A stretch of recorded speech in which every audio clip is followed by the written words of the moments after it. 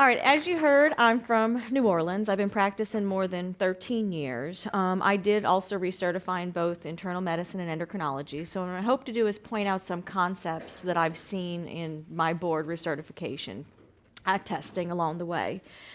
The plan is to pretty much go over all of endocrinology in these few hours that we have together. So since this is a review course, let's start off with a question. A 33-year-old obese woman with fatigue and inability to lose weight comes in for evaluation. She's internet savvy, as a majority of our patients are, and she questions if she has cortisol excess because she has 18 of the 20 signs that are listed on the internet. She does have diabetes and she's on metformin, but she does not have high blood pressure. She's obese by BMI of 38. Her blood pressure is 130/80. She has central obesity and pale striae. She comes in with basic labs of a normal TSH, which was very disappointing to her because she thought she could also have hypothyroidism, and her A1C is 6.6. Which of the following is the best screening test for cortisol excess? Random cortisol, ACTH-stimulated cortisol, 8 a.m. cortisol after dexamethasone, or 8 a.m. free cortisol?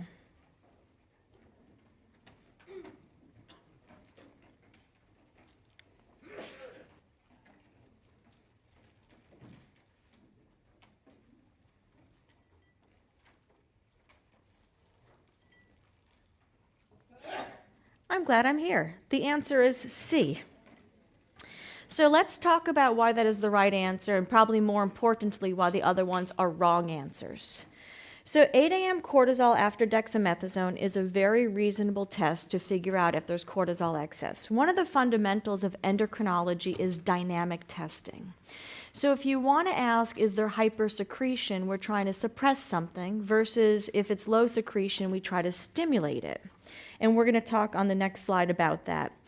Why the other ones are wrong. Random cortisol, actually random hormone levels in endocrinology are very rarely useful because we like to take things within a context, whether it's after a medication, whether it's the time of day looking for a diurnal rhythm. So random levels very rarely help us. B, ACTH-stimulated cortisol is a test for adrenal insufficiency because we're asking if it's low, we want to stimulate it. And 8 a.m. cortisol is rarely useful. The context that it would be useful is if you're asking if someone has adrenal insufficiency, but you can't do a stimulation test, say they're right after pituitary surgery. If you get an 8 a.m. cortisol less than 3, it's likely adrenal insufficiency, versus an 8 a.m. cortisol greater than 12, it is very unlikely to be adrenally insufficient. Now, the other two options you have that you can check for cortisol excess, in addition to doing the 8 a.m. cortisol after DEX, would be a 24-hour urine-free cortisol or a midnight salivary cortisol, looking for that diurnal rhythm or the loss of the diurnal rhythm, which would happen with cortisol excess. So when we talk about the basics of endocrinology, if you want to test for hyposecretion, we want to stimulate it. The best test is an ACTH stimulation to rule out adrenal insufficiency. If you want to test for excess of a hormone or hypersecretion, we try to suppress it, like a dexamethasone suppression test to rule out cortisol excess. Random hormone levels are generally not helpful to us because, again, it needs to be within a context. Other basics. The term primary generally refers to the gland itself. Primary hypothyroidism, primary adrenal insufficiency, primary hypogonadism is at the level of the testes or the ovaries. Secondary refers to the gland that's controlling it, the master gland. So generally pituitary disease will cause secondary hypothyroidism, secondary adrenal insufficiency, secondary hypogonadism. Versus tertiary, it refers to the supreme gland, what controls the entire axis. It is hypothalamic control. But when you talk about clinical context or board context, we very rarely use the terminology of tertiary because we can't really assess for those hormones. We can't really check for those peptides. So for boards and clinical practice, it's very important to understand the difference between primary and secondary disease, but tertiary is not very important to understand. So when we talk about pituitary disease, we're going to talk about the pituitary gland, which is considered the master gland. And again, when you talk about hormonal deficiencies, the terminology is going to be secondary hormonal deficiencies when they come from the level of the pituitary. The pituitary has two parts, the posterior and anterior pituitary. For those that are visual, I will have pictures in there to show you. And so when we talk about the pituitary gland, we have the anterior pituitary, which is here, and it's 6 hormones that it makes. And we have the posterior pituitary, which doesn't make hormones, it stores hormones. And the hormone that we're going to focus on that it stores is called antidiuretic hormone. Again, this is under the regulation of the hypothalamus, but from a terminology standpoint, we discuss it at the level of the pituitary. So when we talk about the posterior pituitary, it stores and releases antidiuretic hormone, also known as vasopressin. It also does oxytocin, but doesn't have much clinical relevance in adult life, so we don't talk about it. So ADH stands for antidiuretic hormone, and it is a water hormone. It does nothing else but control water excretion at the level of the kidney. So even though we'll talk about antidiuretic hormone in the context of sodium balance, in the context of hyponatremia, it doesn't do anything directly to the sodium. It influences sodium through water regulation, so it is your water hormone. It is regulated by serum osms, and again, it controls urine concentration at the level of the kidney, how much you're going to pee out of water, and when the serum osms get high enough, it will also impact thirst along the way. But the first thing it does is urine osms, urine water. When there is a deficiency at the level of the posterior pituitary, the terminology is called central diabetes insipidus.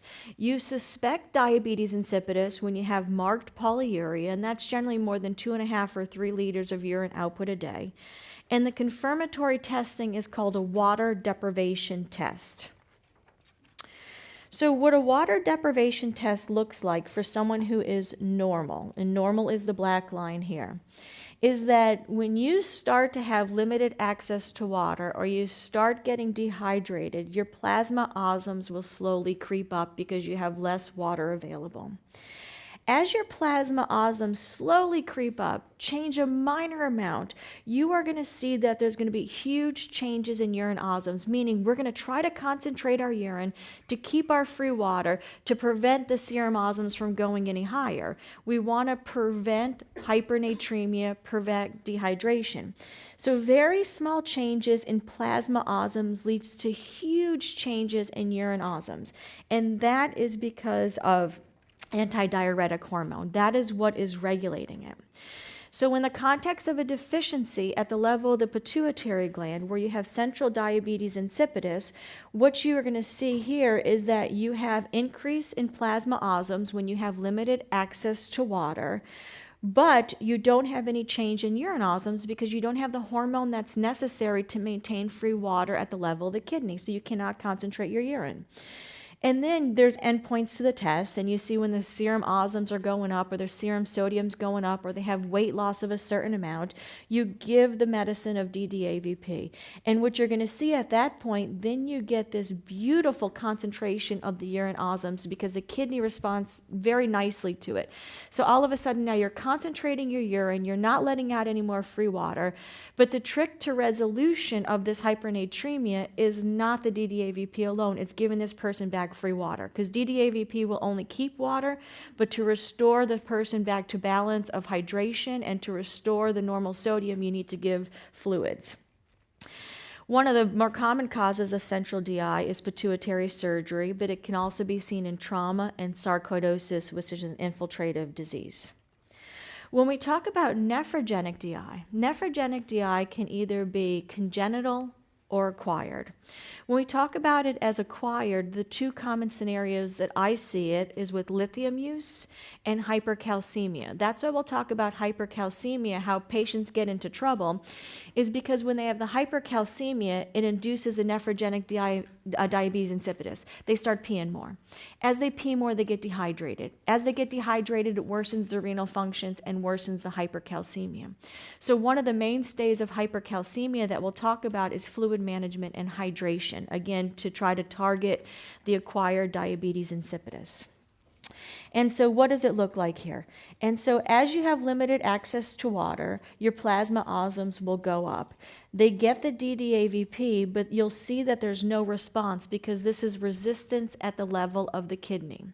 When there is congenital nephrogenic DI or something like lithium-induced DI, the treatment will be diuretics, and that'll be more in your nephrology section. Make sense? Okay. So now we're going to move on to the anterior pituitary. And again, the anterior pituitary is under the regulation of the hypothalamus, and it is going to make our 6 hormones that we're going to talk about. The 6 hormones are going to be ACTH, TSH, FSH, LH, growth hormone, and prolactin. And one of the fun things about endocrinology, one of the neat things, is you generally lose first what you need least. So when I'm talking to my fellows and they're like, oh, I wonder if there's a pituitary problem, if it's a young woman, I ask, are there periods? If the periods are normal, I'm very reassured that their pituitary axis is okay. If they're young men, I ask about getting erections and maintaining erections. Again, you lose first what you need least. So if you are still making sex hormones and growth hormones, it is very likely that you have a good pituitary gland that's functioning. We talk about it in this context, empty sella syndrome. So empty sella syndrome is one of those things that's generally incidentally found on imaging. As our imaging is getting better, we're finding all things that we never really wanted to know about. And empty sella is one of those. The likelihood of empty sella causing a pituitary dysfunction is very, very, very rare. In fact, less than 10% of the times do you find anterior pituitary dysfunction. All it is that when too much CSF gets in there, it just squishes the pituitary against the bone. And so generally the pituitary is still healthy enough to make the hormones. It's usually seen in women that have had more than one child, and we just ignore it if all systems are functioning. But you get the patient that's very well read and said, okay, I really want my pituitary checked. Well, again, they're a young woman, you ask about periods. You can cheat and, check a growth hormone, but you don't want to check a growth hormone because it's too pulsatile, so we would check an IGF-1 level. If they're having periods, if the testosterone's normal, if growth hormone's normal, I just say forget about this empty sella syndrome and just move on with it. Because again, you'll lose first what you need least in the pituitary world. Question 2. A 24-year-old woman is found to have an incidental 7 millimeter pituitary adenoma in an otherwise normal MRI. You order the imaging because she was complaining of headaches. Again, incidental omas. We see a lot of these in endocrinology. She's on birth control with regular periods. Her BMI is 31, making her obese. Her blood pressure is 120/77, heart rate 70. She has a normal TSH and a normal CMP. Which of the following is the next best step in this patient's care? Check a free T4, check all anterior pituitary hormones for hyper and hyposecretion, plain old reassurance, neurosurgical evaluation, or check a prolactin and IGF-1 and consider screening for cortisol excess.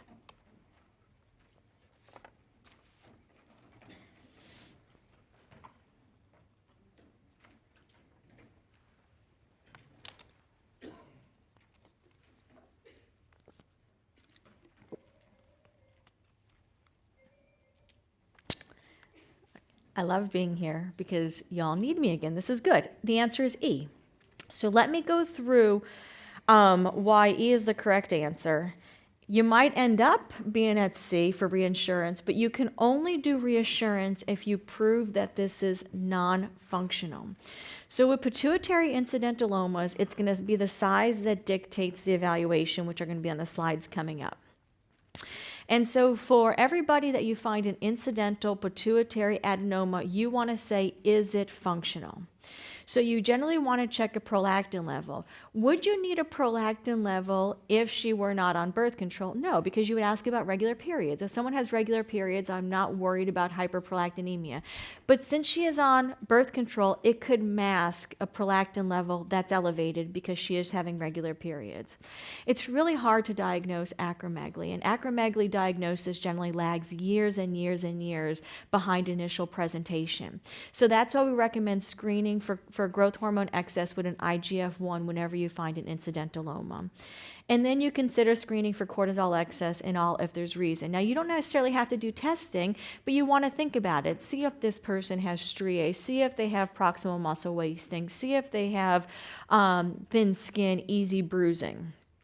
So you would only check a free T4 if you suspect a TSH-secreting pituitary adenoma, which would not be the case here because clinically that's not how she's presenting. You only check for hyposecretion if it's large enough to squish the gland, okay? So at greater than a centimeter, you would entertain screening for hypofunction, but anything that's less than a centimeter is not big enough to cause problems with hypo. And you would only do neurosurgical evaluation if you prove cortisol excess, TSH secretion, or acromegaly. If it is a prolactinoma, that's medical management. So you would only do reassurance after you made sure it was non-functional. So pituitary tumors, often found incidentally, size dictates evaluation. If it's less than a centimeter, you're asking, is there hypersecretion? If it is greater than a centimeter, you're asking, is it making hormones? Is it so big that it's squishing the pituitary gland and it can't make the other hormones? And is there visual fields deficits, okay? Because you want to get formal visual fields testing in these people to make sure that there's not compression of the optic chiasm. So prolactinoma would be the most common secreting pituitary tumor that you're going to find. Generally presents in younger people, and the prolactin level will decrease the sex hormone production. And so these people will often present with amenorrhea or hypogonadism. And what you're going to find is in women, they oftentimes present earlier with smaller tumors, because with women, the moment the periods start going away or you have galactorrhea, it raises a red flag, so they come to the providers a lot earlier for evaluation. Versus men, oftentimes it presents later and they're larger tumors. And the reason is because men are quicker to explain away symptoms of low libido and erectile dysfunction. So they deal with the symptoms for a long time until it's gotten to the point where they do need to come and present.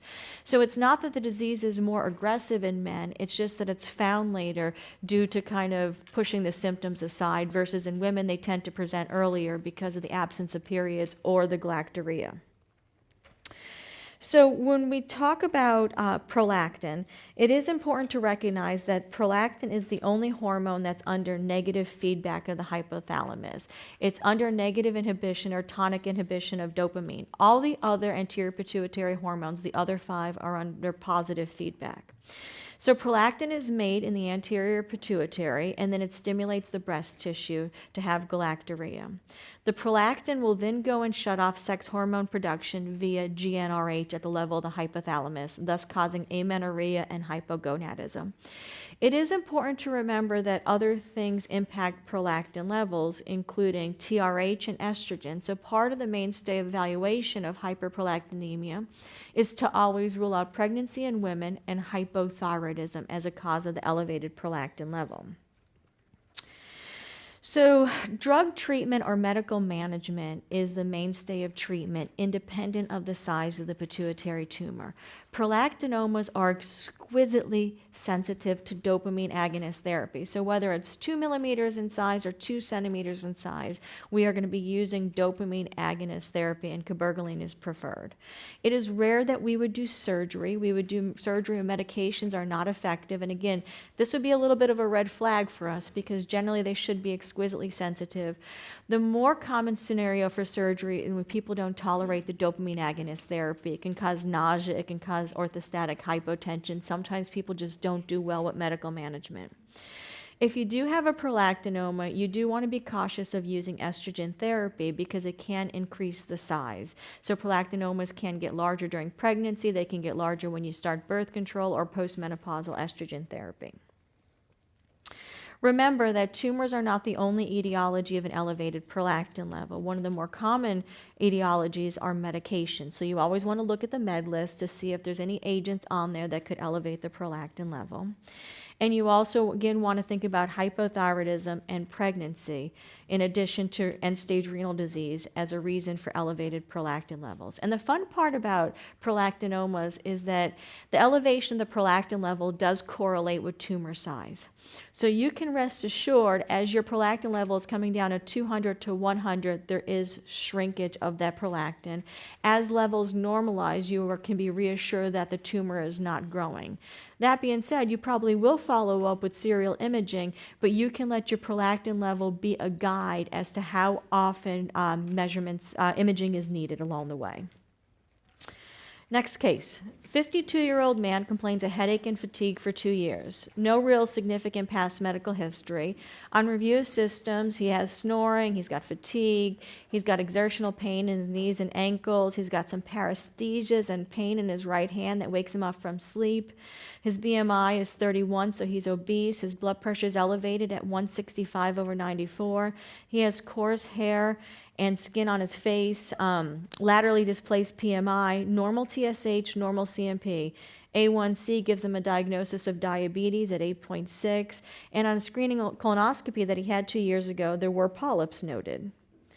Which of the following is the next best step in this patient's care? Check a TSH with a free T4, check serum growth hormone, order a sleep evaluation, start metformin, or check a random serum IGF-1.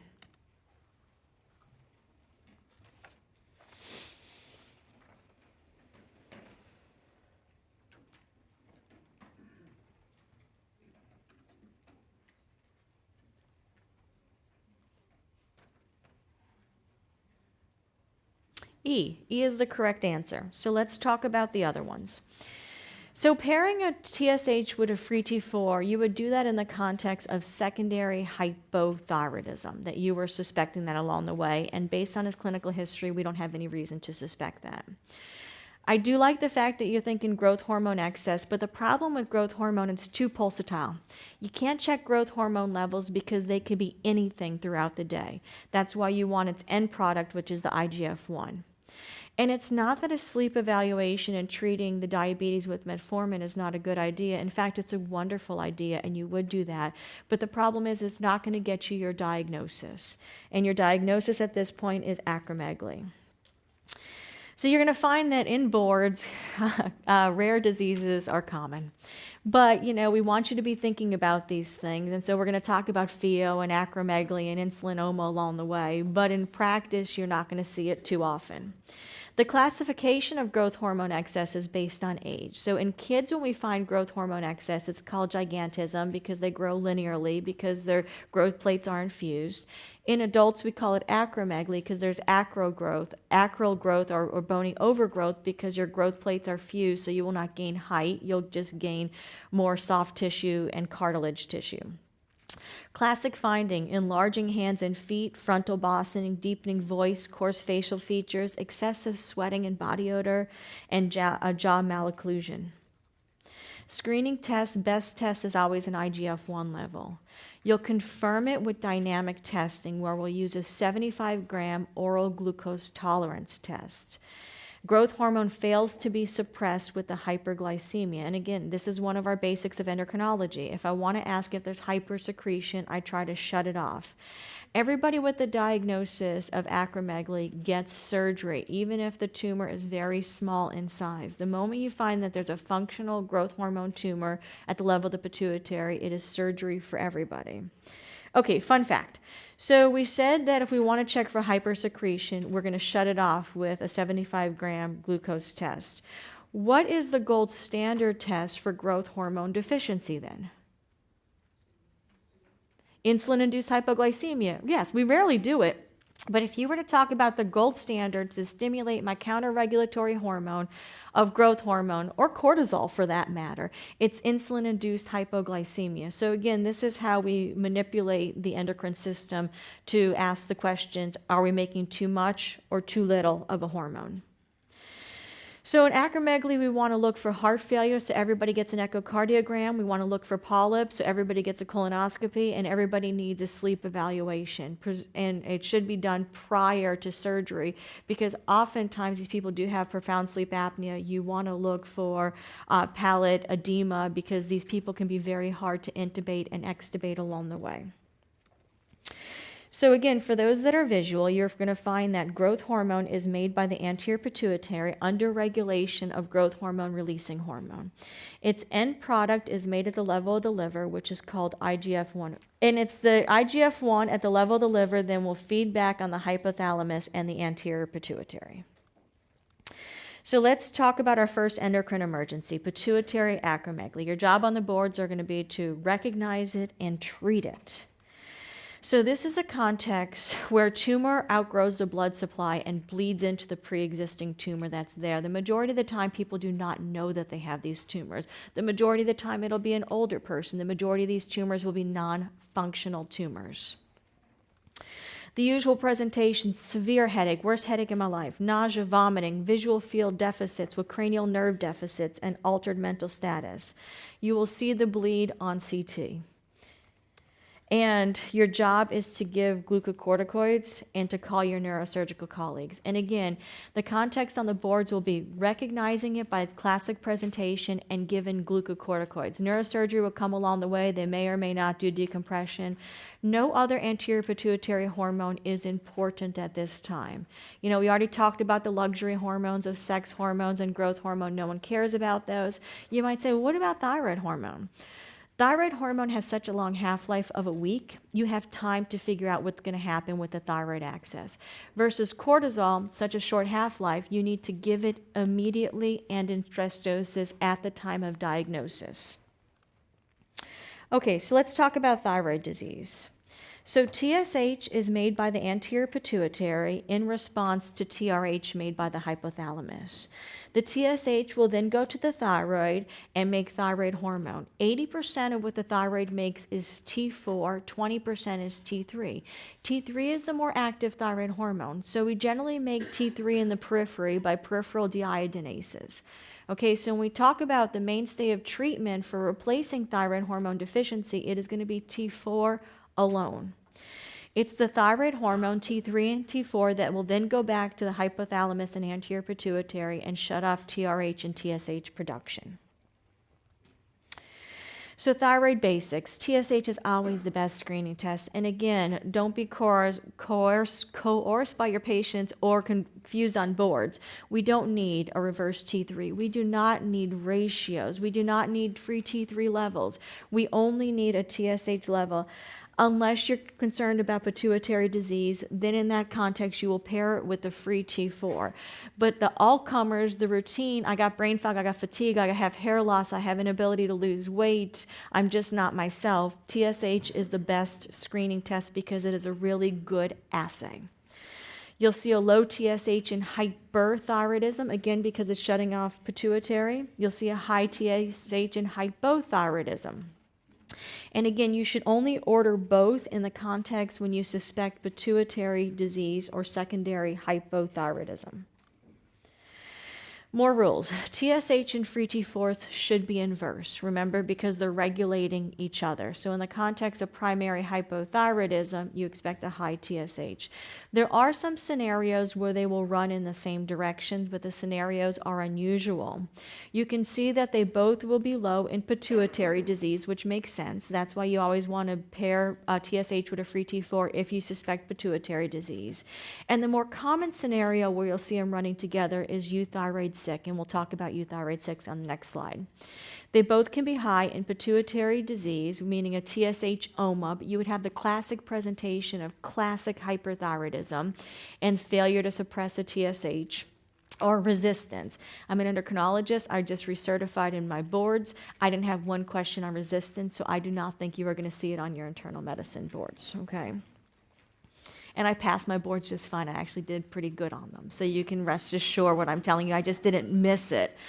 Okay, and so let's talk about euthyroid sick. They go in the same direction. Euthyroid sick is actually a sense of self-preservation. It's when your body cannot, will not convert to the more thyroid hormone, which is T3. Instead of converting our T4, which is our less potent thyroid hormone, to T3, we make inactive reverse T3. If you ever wanted convincing evidence that this is in fact sick euthyroid, send off a reverse T3, it'll be high.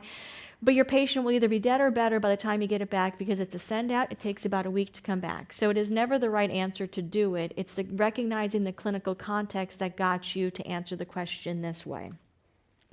So you have a low normal TSH, a low normal free T4, a low normal free T3, and a high reverse T3. And again, we don't generally measure it. So thyroid is never the problem. So you should never check TFTs in critically ill patients unless you're saying, is this myxedema coma or is this thyroid storm? And again, your labs will show you if either is present. When you get your low normal of both, it's sick euthyroid, take a step back, put them on for serial monitoring in the labs weekly just to make sure that they're recovering along the way. So when we talk about hypothyroidism, by far the most common cause is chronic autoimmune hypothyroidism, Hashimoto's disease. One thing you need to recognize is that having thyroid antibodies is very common. 20% of the population, healthy population, has thyroid antibodies. So we only treat positive antibodies in the context of overt hypothyroidism. So again, we do not target Hashimoto's alone without having overt thyroid disease. Other etiologies of hypothyroidism, we can have a thyroiditis, which can happen within a year of delivery, which is called postpartum thyroiditis. There's some data you can treat with selenium to help ease this. You can have a post-surgical hypothyroidism, a painful thyroiditis, which is called de Quervain's thyroiditis. You could have medication-induced hypothyroidism, lithium, amiodarone. It is important to note over here, this graph is actually a thyroiditis graph. And what you'll find is generally thyroiditis has three phases. It has its hyperthyroid phase, which is the first phase, hypothyroid phase, which is the second phase, and your third phase is either recovery or developing overt hypothyroidism. When you talk about thyroiditis and hypothyroidism, you are talking about the second phase of thyroiditis. Other etiology can also be after I-131 therapy. The problem with hypothyroidism is the symptoms are non-specific. And again, this is a pain point for endocrinologists, a pain point for primary care docs, where patients are just convinced they have hypothyroidism because the symptoms are so ubiquitous. There are some signs of overt hypothyroidism where you can get delayed relaxation of reflexes, bradycardia, galactorrhea, because remember, hypothyroidism is a cause of a high prolactin level. Labs, you can see a lipid panel that's altered. That's generally if a TSH is greater than 10. Hyponatremia, because in the context of euvolemic hyponatremia, you rule out hypothyroidism as a cause of antidiuretic hormone release. You can see anemia, hyperprolactinemia. But the treatment, the diagnosis is based upon an elevated TSH level. If you were to check the free T4, it would be low in this context. Do we need thyroid antibodies? No. But if they were checked, they would probably be positive because, again, 20% of the population has positive antibodies. We want to treat all people with overt hypothyroidism. This is a high TSH paired with a low free T4. We also consider people treating subclinical hypothyroidism, and the definition of subclinical hypothyroidism is an elevated TSH with a normal free T4 level. The context that we would treat subclinical all the time is a TSH greater than 10, because this is where you can show that it impacts lipids. If they have a goiter, because we want to prevent further goiter growth with the hypothyroidism, and if they're pregnant or trying to get pregnant, because the name of the game in pregnancy is a TSH less than 2.5. Other than that, it becomes a gray area and a discussion and not a board question. No imaging is needed in hypothyroidism unless you feel a nodule. And then if you do feel a nodule, you want to go and get an ultrasound. So how do we treat hypothyroidism? T4 is the standard of care by any guidelines, and that's what the boards want you to use. If they are young and healthy, you can do full replacement dose, which is about 1.6 to 2 micrograms per kilogram. If they're older, you start low and go slow as you tweak up the dose in order to normalize the thyroid test. Because thyroid hormone has such a long half-life, you do want to allow full 6 weeks before you start changing the dose. Again, the half-life is a week of T4. T3 is rarely used in practice. Patients love it. We rarely use it in practice. Boards, it will never be the right answer. Our societies do not recommend using T3.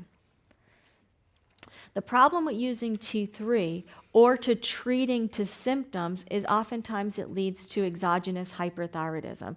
So I will never be the one to say that too much thyroid hormone won't make you feel better. It will. They still use hyperthyroidism as a treatment for severe depression.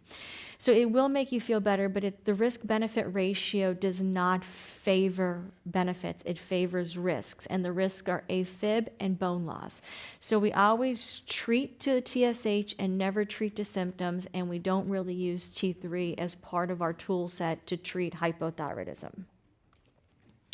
Let's talk about our next emergency, myxedema coma. It is a clinical diagnosis, meaning no TSH is going to predict coma. You can have a coma happening with a TSH of 15. You can have people that are just fine with a TSH of 200. You are looking for the symptoms of altered mental status, hypothermia, and bradycardia. In the context of hypothyroidism, if you have those clinical symptoms, you need to call myxedema coma at that point. The mortality is high, and it's actually related to the degree of hypothermia. You want to give people the thyroid hormone, and preferably IV, because they're probably not absorbing it too well at the level of the gut. But more importantly, before giving the IV thyroid hormone, you either want to assess for adrenal insufficiency or proactively treat for adrenal insufficiency, because it is not uncommon that autoimmune diseases can run together, and if you were to give the thyroid medicine without giving the cortisol, and there is in fact adrenal insufficiency, you're going to precipitate adrenal crisis. Know that you need to empirically treat with glucocorticoids before you give IV thyroid hormone, because if you don't, adrenal crisis. And then you want to do other supportive care along the way. Next question. A 6-year-old woman with chronic hypothyroidism comes in for evaluation of weight loss and palpitations. She stopped her hormonal therapy about 3 months ago. She's on levothyroxine 175 and she's taking calcium. On exam, she's tachycardic at 104. She's got a mild tremor, no goiter. Her labs show a low TSH and an elevated free T4 level. Which of the following is the next best step in her management? Thyroid uptake and scan, restart her estrogen, decrease her dose of thyroid hormone, check for thyroid antibodies, or advise her to take her thyroid medications 1 hour out after her calcium supplements.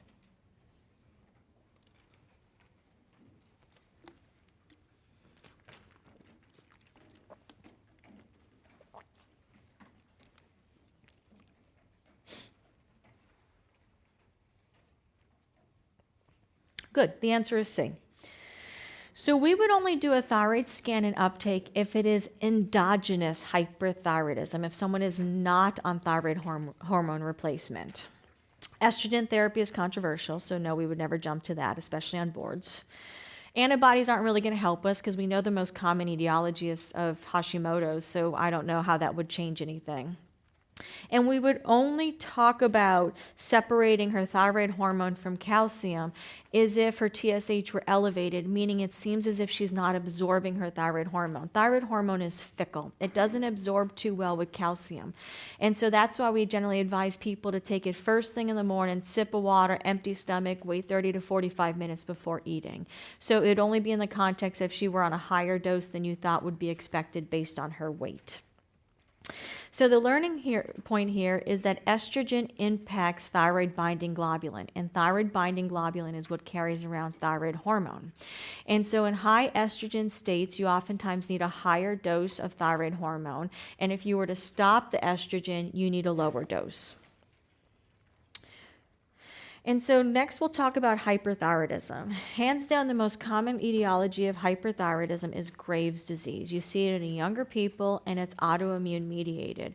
If you were to check antibodies, you would have an elevated thyroid stimulating immunoglobulin and or an elevated TSH receptor antibody, also known as TRAB. Other etiologies of hyperthyroidism would be a postpartum thyroiditis within a year of delivery, painful thyroiditis, again, de Quervain's thyroiditis. In older people, you could see a toxic multinodular goiter because nodules are more common as you get older. You can have exogenous hyperthyroidism, meaning we're taking too much medication, or you can have medication induced. So this is your 80-year-old that comes in with hyperthyroidism who had angiogram 2 weeks before. This is iodine-induced hyperthyroidism. Or amiodarone. Amiodarone causes 2 different kinds of hyperthyroidism. When you look over here at our thyroiditis graph, you'll find that hyperthyroidism is the first phase of thyroiditis. The hyperthyroidism usually morphs into hypothyroidism, and again, in the context of a de Quervain's or a painful thyroiditis, you get resolution. In the context of a postpartum thyroiditis, because it's associated with antibodies, you either have resolution, which is the majority of the time, or you can end up with overt hypothyroidism. So clues to diagnosis. If you have hyperthyroidism with Bruy and or Graves' ophthalmopathy, that is Graves' disease. If it is within 1 year of delivery, it's generally a postpartum thyroiditis. If it is painful, we're looking at a painful thyroiditis, you can get a high SED rate and you're looking for a recent viral infection. Toxic multinodular goiter, again in that context of recent contrast or amiodarone use. And exogenous, they give the case of the overweight nurse. So someone who has access to thyroid hormone, they're trying to lose weight because it does help with weight loss. It's just not sustainable and it's not worth the risk-benefit profile. And the test you want to do here is thyroglobulin, because remember, every time you make or release thyroid hormone, even in a thyroiditis, you also are releasing thyroglobulin, which is the protein component of it. So making or destruction of thyroid hormone, thyroid gland, you will have thyroglobulin being elevated. In the context of exogenous, where I'm taking it, you're going to shut off your own gland production, so your thyroglobulin would be undetectable. Symptoms are that of symptoms of increased metabolism, weight loss, palpitations, diarrhea, anxiety. You could have gynecomastia in men because what happens in hyperthyroidism is it increases sex hormone binding globulin. And so the testosterone, even though it's normal, your free testosterone is on the low side, so that was reversible. You can get lid lag, AFib, tremor, goiter. You can see hypercalcemia, high alk phos levels. The test of choice is going to be a low TSH, and you would see an elevated free T4 and or free T3 level. Do you need antibodies? Generally not needed, because your scan, and I'll show you some pictures, will give you the diagnosis, but there are some scenarios where you might want to check it, like the context where you can't get a scan. They're on amiodarone, or they're pregnant, or they're breastfeeding, or they had recent contrast within the past few weeks. That way that can help you determine the etiology of the hyperthyroidism. And so remember, it's the imaging that's going to generally determine the etiology, and the imaging of choice is a thyroid scan and uptake. Remember, a thyroid scan and uptake is 2 parts. It's a pattern, and which is a picture, and then an uptake. So normal here, you see the 2 lobes of the thyroid gland.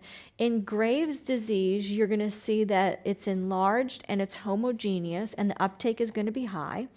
In a toxic multinodular gland, you're going to see patchy uptake, so areas of increased uptake, areas of decreased uptake.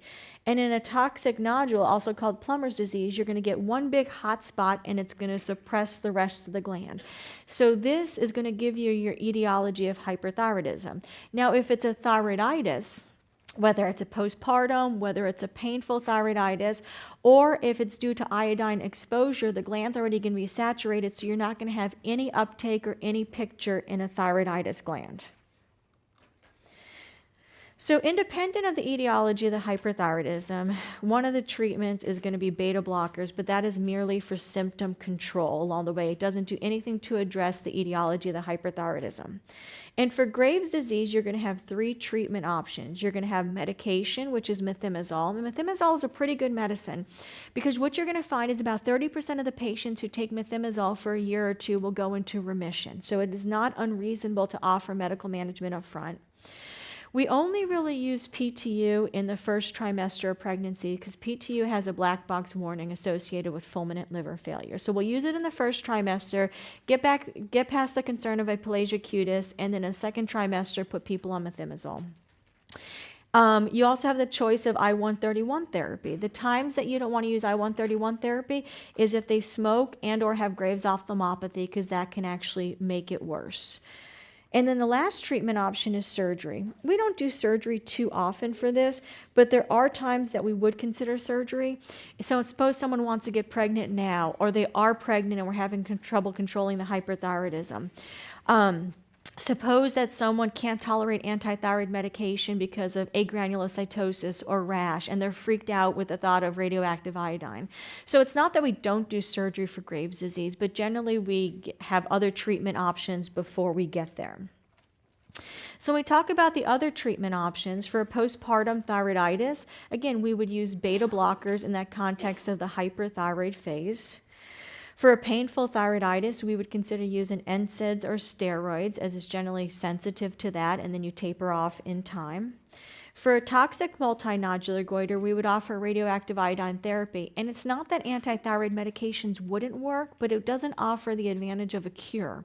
So it'd probably be lifelong therapy if we were to use it versus definitive therapy. The radioactive iodine would just destroy the overactive nodules, and you would expect restoration of euthyroidism. So let's talk about our next emergency, which is thyroid storm. Mortality is high, like most of our endocrine emergencies. Like myxedema coma, it is a clinical diagnosis. There is no elevation of free T3 or free T4 that predicts storm. It is the context of hyperthyroidism plus altered mental status, fever, tachycardia is when we should be thinking of storm and empirically treating for storm. How we want to treat is we want to block production and formation of thyroid hormone with PTU. We want to use SSKI. We want to use steroids to block conversion, and we want to use beta blockers. If you are not confident making the call of thyroid storm, there are tables that you can use out there to help assess the risk. But again, the treatment, what you need to recognize, it's a clinical diagnosis. So you can have someone with a free T3 that's greater than the assay reads and not be in storm. You could have someone with a doubling of free T4 and be in storm. It's the clinical context that describes whether the diagnosis is present or not. So let's take a minute and just talk about pregnancy and the thyroid. So in hypothyroidism, because your thyroid binding globulin is increasing because of estrogen, your thyroid hormone needs will increase in pregnancy. The rule of thumb is by 30 to 50%, so you add on 2 extra pills a week for the pregnant patients. And then you check labs every 4 to 6 weeks. In hyperthyroidism, the name of the game is normalizing free T4 and not TSH. So remember, TSH is the goal in hypo. Studies show that if you normalize TSH level in pregnant moms, you're overtreating the baby. So what you want to do in hyperthyroidism in pregnancy is get a normal free T4 and let the TSH go low. Now, the good news is the most common etiology of hyperthyroidism is Graves' disease. Pregnancy is a time of immune tolerance, so generally Graves' disease does get better during pregnancy anyway, so it makes your job easier, and then you just get a flare after they deliver. Should you want to treat hyperthyroidism in the first trimester, it would be PTU, and then if it's necessary in the second trimester to address it, we would then switch over to methimazole. Next question. 32-year-old woman, pain in the right upper quadrant and fever for 2 days. She's jaundiced. She's put in the ICU. She's diagnosed with ascending cholangitis. Her heart rate has only been as low as 65 for the past 2 days. They checked TFTs, and the TSH is low at 0.2.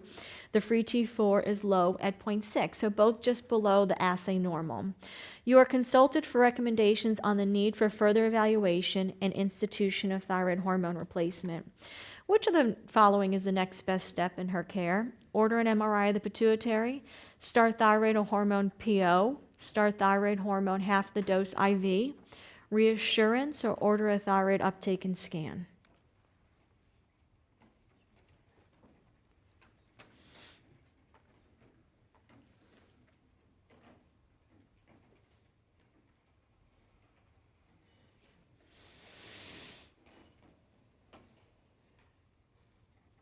Good. This is reassurance. This is a clinical context of euthyroid sick.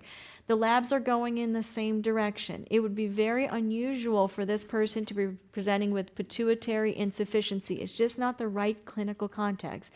Plus, she's febrile and she's not having marked bradycardia. So again, this is euthyroid sick. By far the most common scenario, you're going to see the thyroid hormones going in the same direction. Again, it's just a context that you're getting these labs. Versus this clinical context. 49-year-old man with 4 months history of cold intolerance, fatigue, depression, weight gain, constipation, history of pituitary surgery 5 years ago for a non-functional pituitary adenoma, was assessed after surgery, did not have any anterior pituitary hormonal deficiency, so is not on anything at this point. His TSH is 0.5, low end of normal for the assay. His free T4 is the same, 0.6, so low for the assay. Which of the following is the most likely diagnosis? Chronic autoimmune thyroiditis, secondary hypothyroidism, hyperthyroidism, euthyroid sick, or no thyroid disease?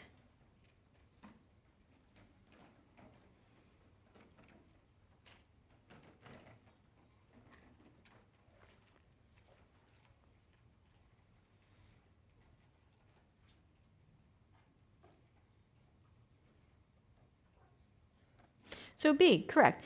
Again, completely different context. So you were savvy to get the free T4 because this is a scenario you want to pair a free T4 with a TSH because again, even in overt secondary disease, your labs could be normal even though your end organs aren't making enough of the hormone needed. So you want to pair it in this context. The other things, the other answer is why they're not right. So in chronic autoimmune thyroid disease, you'd have a high TSH. In hyperthyroidism, you'd have a low TSH but a high free T4, and they'd be clinically hyperthyroid. Euthyroid sick, he's not sick. And again, he does have significant thyroid disease because it's at the level of the pituitary. And again, before you were to give him thyroid hormone, you would want to assess his HPA axis. You want to make sure that his adrenals are making cortisol and that he doesn't have ACTH deficiency. If you were to give thyroid hormone before assessing that he's not adrenally insufficient, you could precipitate an adrenal crisis. So the moment you're asking, is this pituitary-based hypothyroidism or secondary hypothyroidism, your due diligence is to assess the other anterior pituitary hormones before treating. Thyroid nodules. Thyroid nodules are really common. Up to 50% of people over the age of 50 have thyroid nodules. You will be able to feel a thyroid nodule in 1 of 20 of your patients. Thyroid cancer is not common. So your biggest job with thyroid nodules is to reassure the patients that they will probably end up keeping their thyroid nodules over time and they will not require surgery and it is not cancer. The likelihood of thyroid cancer and thyroid nodules is less than 10%. And currently, we do not advocate screening for thyroid nodules in patients that are not high risk. So what are the risk factors for thyroid cancer? Prior neck radiation, especially in childhood, a family history of thyroid cancer. We look for ultrasound characteristics such as solid nodules, micro or macro calcifications, irregular margins, nodules that are growing tall more than wide. You looked for evidence of fixed thyroid tissue, dysphagia, dysphonia. Men have a higher chance. They're very young, very old. If you have lymphadenopathy, especially that's fixed and hard. If you higher the TSH level, because TSH will stimulate both normal thyroid tissue as well as thyroid cancer, because most thyroid cancer is fairly differentiated, well differentiated. And PET positivity. So I'm talking about focal uptake on PET. Focal uptake in the thyroid on PET has about a 40% chance of malignancy, okay? Versus diffuse uptake of the thyroid gland is just Hashimoto's disease, all right? So when you have a palpable thyroid nodule, first you want to do is check a TSH. TSH is your break point. TSH is low, you're getting a thyroid scan and uptake to see if it's a hot nodule. TSH is normal or elevated, you're getting a thyroid ultrasound. The thyroid ultrasound is then going to help you determine whether you are going to biopsy. So it's not just size alone that predicts biopsy, it's size plus ultrasound characteristics. And then, of course, we're going to think about what is the risk of malignancy, where we're going to have a lower threshold for biopsy, the higher the risk of malignancy. So what are the surgical indications? Surgical indications are abnormal biopsy, namely ones that shows malignancy or suspicious for malignancy, significant growth over time. We're looking for either growth in volume or 2 dimensions, or compressive symptoms will also get you surgery. And note the workup of incidentally found thyroid nodules on imaging is the same as nodules found on exam. So your person who goes to the fair and has the carotid ultrasound done, they find the nodule, would get the same workup as if you found the nodule in clinic. There's nothing special about it. Next question. You evaluate a 44-year-old woman with anxiety, weight loss, mild tremor, and tachycardia. She's got a non-tender goiter. Free T4 is elevated. TSH is low. Your nuclear scan shows you this homogeneous pattern, and the uptake is elevated at 59%. Which of the following is the most likely diagnosis? Graves' disease, subacute thyroiditis, silent thyroiditis, exogenous T4 intake, or toxic multinodular goiter?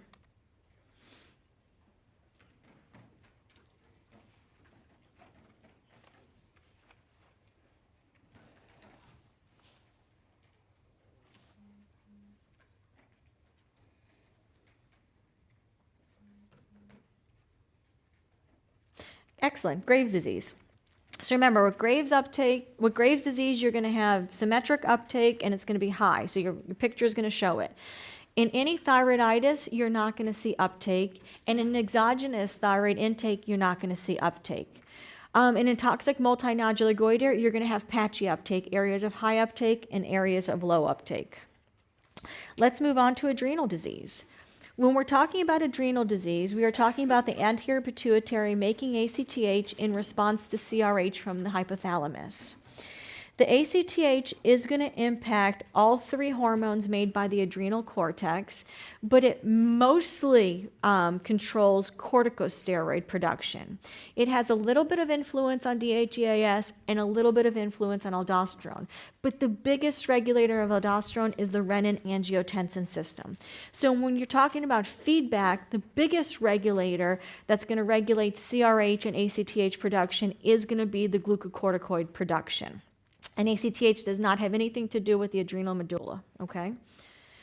So the adrenal cortex makes the 3 big hormones. Again, cortisol regulated by ACTH, aldosterone, main regulator is renin, and androgen, DHEAS. So if you ever have a high androgen state and you want to know is it ovary or adrenal, you check a DHEAS.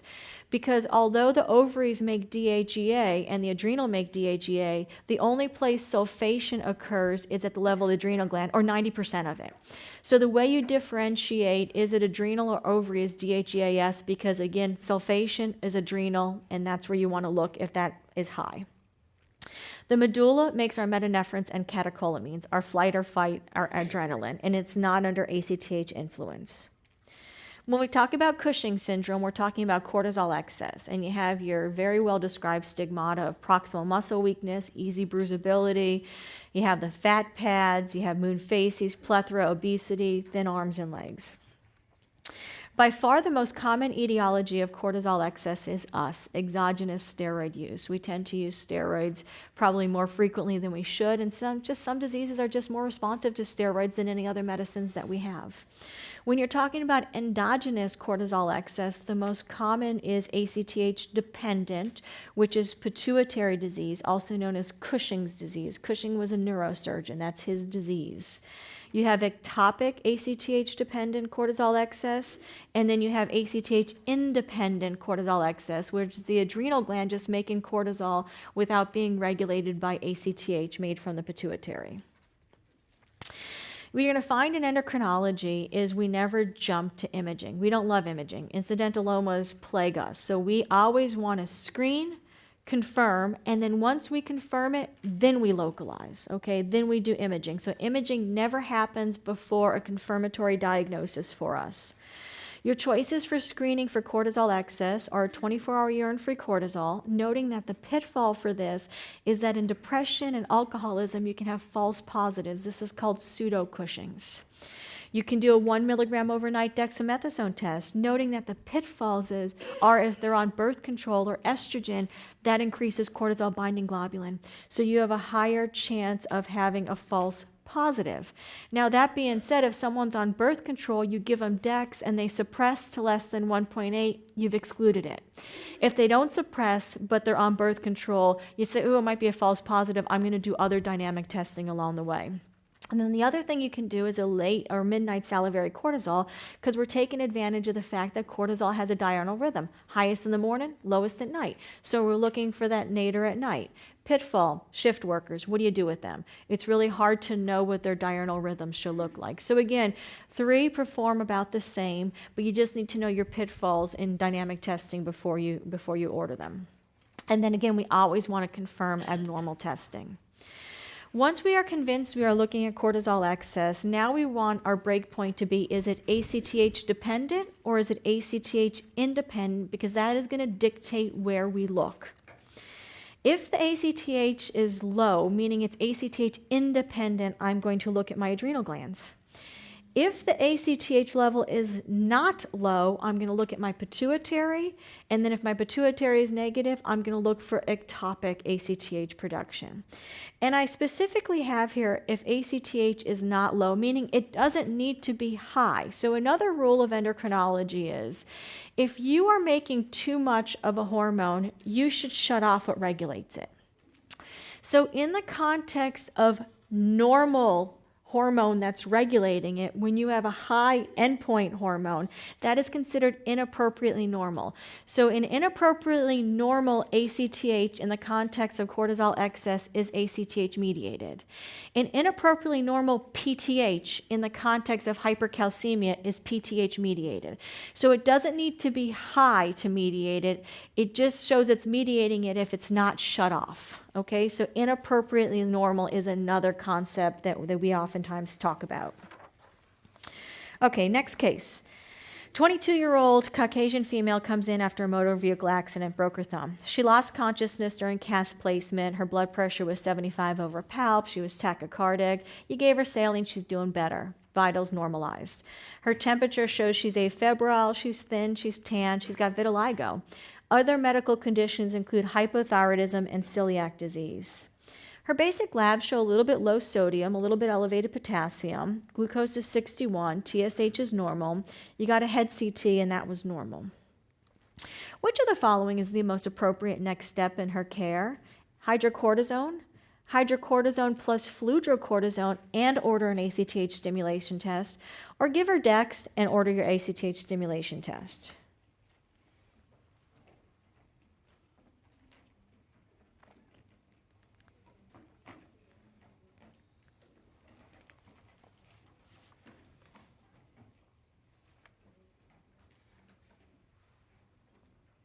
Good. The answer is C. So they know you know it's adrenal insufficiency at this point, right? And what they're trying to figure out is, do you just go ahead and empirically treat, or do you treat and try to get a diagnosis? If you were to give hydrocortisone, and that wouldn't be wrong necessarily, you would treat the person, but you wouldn't get a diagnosis, and that's what we're looking for. She's hemodynamically stable, so we have the luxury of being able to get a diagnosis. Hydrocortisone and fludrocortisone, if you were to give hydrocortisone, you cannot do an ACTH stimulation test. Hydrocortisone is measured in your cortisol assay. Okay, so the moment you obligate someone to hydrocortisone, you will not be able to get the diagnosis that day. You'll have to wait to the next day if you want to order an ACTH stimulation test and look for your cortisol to go up. So the right answer here, or the best answer here, would be to give Dex, because Dex does not interfere with your cortisol assay. It's not measured in your assay. You order your ACTH stimulation test, so that way she's empirically treated, and you're going to get your answer as to the etiology of the adrenal insufficiency. So for her, most likely scenario would be primary adrenal insufficiency, which is adrenal failure, which is autoimmune, which is high ACTH levels. You will see secondary adrenal insufficiency in practice. And again, the most common scenario of that is abrupt withdrawal of chronic exogenous glucocorticoids. In this scenario, because your glucocorticoids shut off your entire axis, it will be a low ACTH state. Common symptoms are weakness and fatigue, anorexia, abdominal pain, hypercalcemia, and when it does present acutely, it is an endocrine emergency. So when we talk about primary adrenal insufficiency, in this country, the most common etiology is Addison's disease, which is autoimmune. In other countries, you can still have infectious diseases as a common etiology of primary adrenal insufficiency. Because of the high ACTH levels, you get hyperpigmentation, and because it is chronic destruction of the adrenal cortex, you lose all three hormones. You lose cortisol, you lose mineralocorticoids, and you lose DHEAS levels. Because you lose aldosterone levels, you lose the ability to handle blood pressure and potassium. And so it's only in the context of primary adrenal insufficiency where you lose aldosterone production that you will have the hyponatremia, the hyperkalemia. It'll be a high renin state. And this is the scenario you want to supplement with fludrocortisone. And it's not that your glucocorticoids don't have mineralocorticoid activity, but to get to the level of mineralocorticoid activity with the glucocorticoids we use, you have to use such high levels that we rather just add on the fludro in order to get the control that we need. The diagnosis of adrenal insufficiency comes after an ACTH stimulation test. It can be done any time of day because we are using such a high dose of ACTH. It's so super physiologic. And what we're looking for is a stimulated cortisol greater than 18 or 20. The treatment acutely is going to be dexamethasone or high-dose hydrocortisone. You do not need fludro in this acute term because, again, we use such a high dose, it will give us our mineralocorticoids. Chronic care includes given glucocorticoids plus the mineralocorticoids. In secondary adrenal insufficiency, again, the most common scenario, the most common etiology is chronic exogenous glucocorticoids. You could come from pituitary disease like pituitary surgery or pituitary trauma. Generally, this is a low ACTH state, so you don't get the hyperpigmentation. Because if you recall, I had told you that aldosterone is more tightly regulated by the renin system, you do not lose aldosterone production. So even though you don't have ACTH manipulating it a little bit, you still have your renin system intact, which will drive your aldosterone production when needed. So generally, potassium is normal. And again, how we want to diagnose this is an ACTH stimulation test. But there is a pitfall to this testing. When you have recent pituitary trauma, recent pituitary surgery, if you were to do an ACTH stimulation test, it is very likely that the adrenal glands will still respond because you have not given the adrenals enough time to atrophy.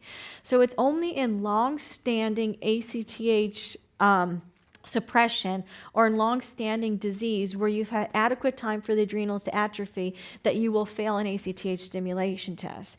So in this context, it might be more prudent to get an 8 a.m. cortisol because if your 8 a.m. cortisol is less than 3, that highly suggests adrenal insufficiency. If it's greater than 12, you essentially have ruled it out. Once you do diagnose secondary adrenal insufficiency, it would be prudent to image the pituitary to see what is going on, to find out the etiology. And again, acute is high-dose steroids, chronic high-dose steroids. You do not need mineralocorticoids because you still have your renin system that's intact. It is important to remember that autoimmune diseases run together. This is a concept I saw both on internal medicine and endocrinology boards. So when you have someone with adrenal insufficiency, you're thinking hypothyroidism. When you have someone with diabetes, you're thinking celiac disease. So you want to think what diseases can coexist. And you also want to think about it in the context of if you diagnose hypothyroidism, you want to look for adrenal insufficiency in these people because given thyroid hormone can precipitate adrenal insufficiency or unmask it. 53-year-old with poorly controlled hypertension on 5 blood pressure meds, including an ACE inhibitor. In normal BMI, no bruit. Sodium is 142, potassium's a little bit low at 3.5, bicarb on the high normal side, creatinine is normal. What is the next best step in his management? Renal angiogram, random cortisol, check serum renin and aldo level, or add an ARB to his ACE inhibitor regimen, which he's on?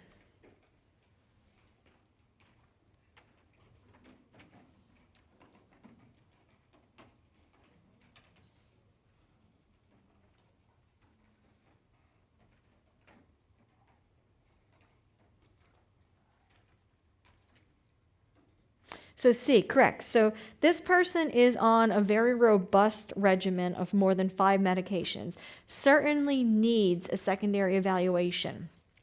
Now remember, we would only do a renal angiogram if it is proven renin-mediated aldosterone excess, right? We don't have that data at this point. Random cortisol levels, rarely useful. And we would not ever add an ARB to an ACE regimen because data shows that there's actually worse outcomes. And so our job at this point is to evaluate for secondary hypertension, including aldosterone excess. So we want to pair a renin and aldosterone level and see what that looks like. And again, we never image without a diagnosis in these patients. So what we're describing here is primary hyperaldosteronism. The causes can be single adrenal adenoma, Conn's disease, or bilateral adrenal hyperplasia.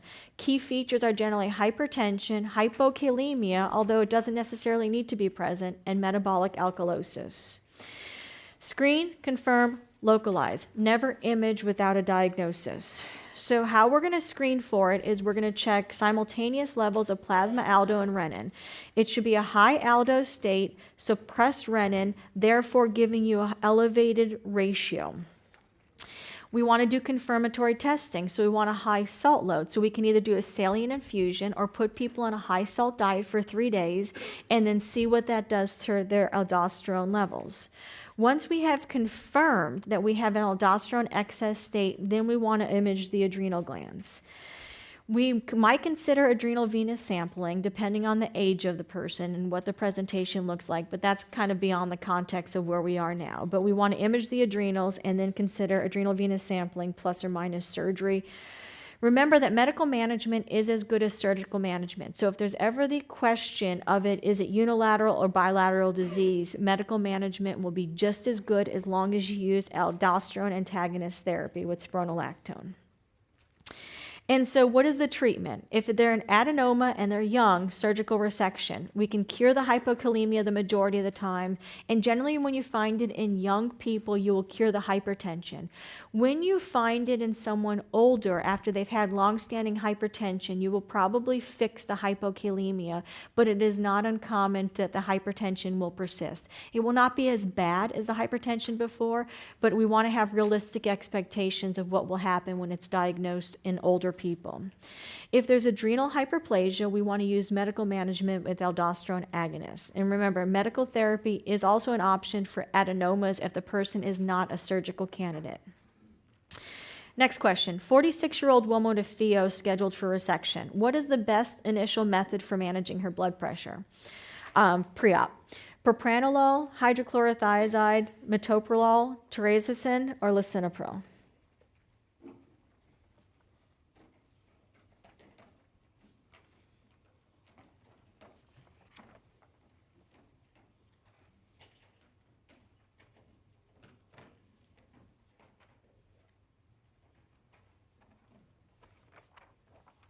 The answer is D. So you got to remember in FeO that alpha blocker is the gold standard, right? Because you want to block the catecholamines and metanephrines. Beta blockers can precipitate a crisis, so you want to avoid beta blockers in all FeO that are not adequately alpha blocked. These patients are dry, so we would not use a diuretic. So alpha blockade is the treatment of choice. And again, FeO, rare in practice, just like acromegaly, but common on boards because they want you to be thinking about these rare diseases in order not to miss it. Clinical presentation, generally hypertension, either episodic or sustained, with the triad of sweating, palpitations, headache. You can also get nausea, pallor, and anxiety with it. So we want to screen initially, and when we have a high pretest probability, like family history or adrenal adenoma that's very vascular, we want to do plasma metanephrines. Plasma metanephrines is better than urine metanephrines because we will miss less, but we have a higher false positive. When you have a low pretest probability, you want to do urine metanephrines. Once we have a positive screen, we want to confirm. So we want to do a clonidine suppression test. And once we are convinced that we have a FeO, then we will localize. We never image without a diagnosis because we wouldn't even know where to look. We got to make sure that we have the actual diagnosis. And so not all FeOs are the same. Some are bilateral, some are malignant, some are extra-adrenal called paraganglioma. Some are asymptomatic. It's always important to remember that there can be a genetic component. So in younger people, bilateral disease, extra-adrenal malignant, we are always thinking genetic evaluations. And always alpha block is first line, never beta block. Next question. 63-year-old man was having abdominal pain. You suspected kidney stones. It was negative, but now you have a 2-centimeter left adrenal adenoma. He does not have high blood pressure or diabetes. His BMI is overweight at 26. Blood pressure is 120/77, heart rate's 80. He has a normal TSH and CMP. Which of the following is the next best step in this patient's care? Check a 1 milligram overnight dexamethasone and urine metanephrines. Check a 1 milligram overnight dexamethasone, urine metanephrines, and screen for aldosterone excess. Reassurance, send to your surgical colleagues, or check a 24-hour urine-free cortisol and 17 keto steroids.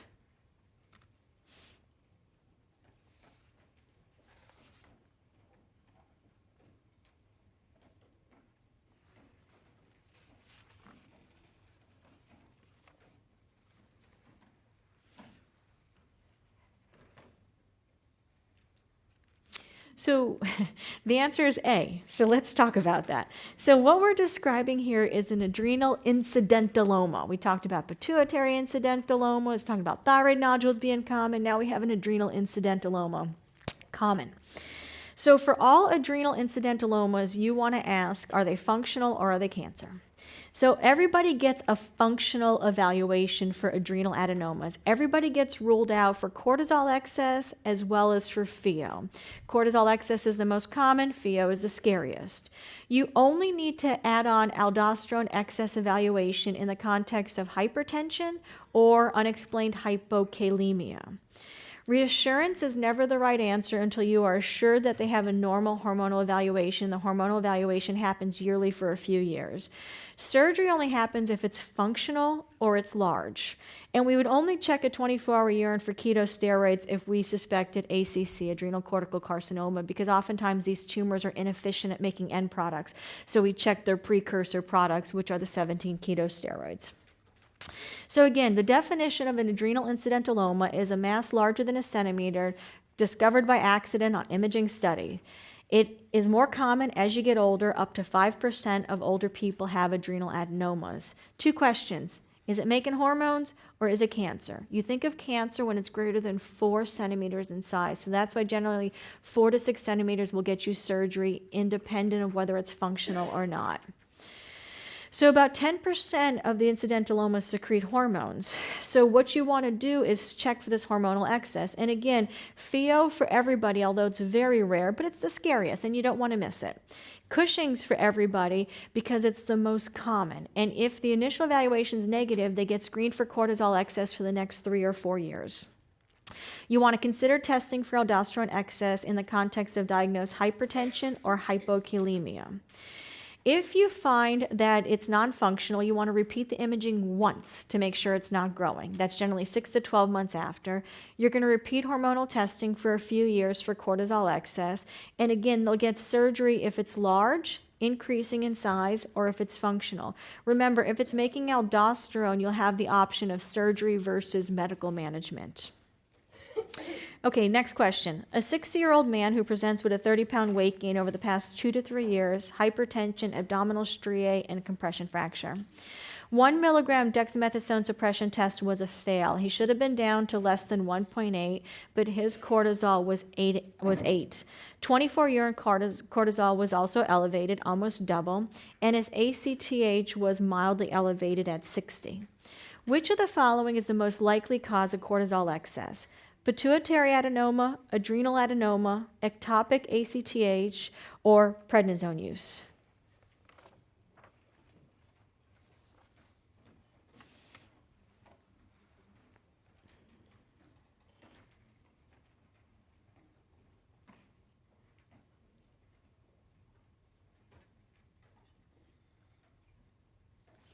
A is correct.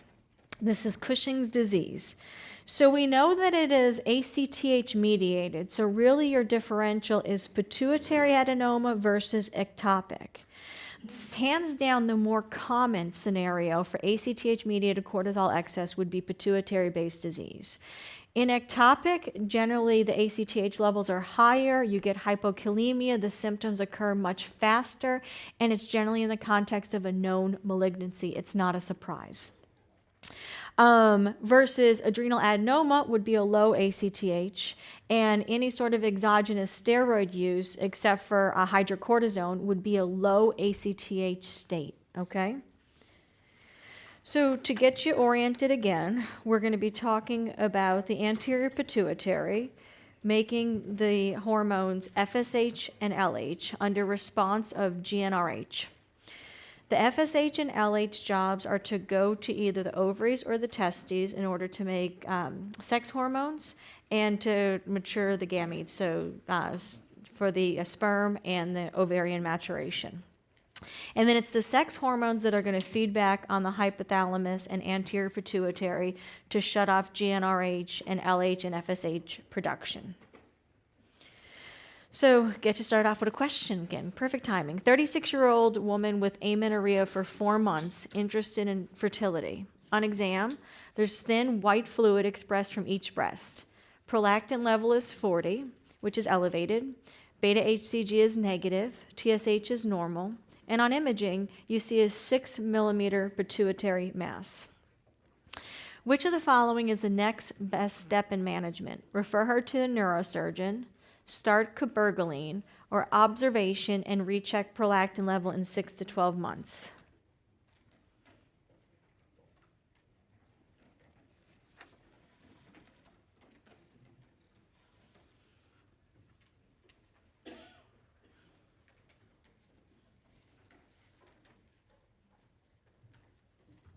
B. B is the correct answer. We want to start dopamine agonist therapy. So prolactinomas is what she has. It's medically managed, exquisitely sensitive to dopamine agonist therapy. We would only refer her to a neurosurgeon if she did not tolerate the medication, and we need to have this fixed. Remember, no neurosurgeon out there is going to be excited to touch a woman of reproductive age, because you really worry that if you start touching the pituitary, then you will lose the ability to make sex hormones and ovulate. And so again, you lose first what you need least when you start talking about pituitary disorders. So the restoration of fertility is generally never in the hands of a surgeon for prolactinoma. And again, observation would not be unreasonable if fertility wasn't the end game. Because if she's estrogen deficient, wasn't interested in fertility, not bothered by the galactorrhea, she could start birth control. And we could just watch and see what the prolactinoma does. But since she is interested in fertility, or if she were interested in fixing the galactorrhea, the only way to fix both of those would be to normalize the prolactin level. So dopamine agonist therapy is what is necessary. So secondary amenorrhea is the absence of periods for 3 cycles or 6 months. So this is a little bit different than the terminology that we talked about. Primary amenorrhea is never had a period, right? But primary hypogonadism is either testicular failure or ovarian failure. So just think about it that way. So we're not talking about the gonadal failure, we're talking about never having a period. So this is secondary amenorrhea. So I had a period at least once, and now I don't have periods going further. We want to test all women for pregnancy. We want to consider premature ovarian failure, right? That's primary ovarian failure, where we have a very high FSH level in the menopausal range. PCOS, which is probably the most common cause of secondary amenorrhea. And here you get the metabolic abnormalities of obesity, fatty liver, sleep apnea, dyslipidemia, as well as signs and symptoms of androgen excess. There could be hypothalamic amenorrhea. So these are the people that have anorexia or the excessive exercisers where there's a deficit of calories. And again, sex hormones are luxury hormones.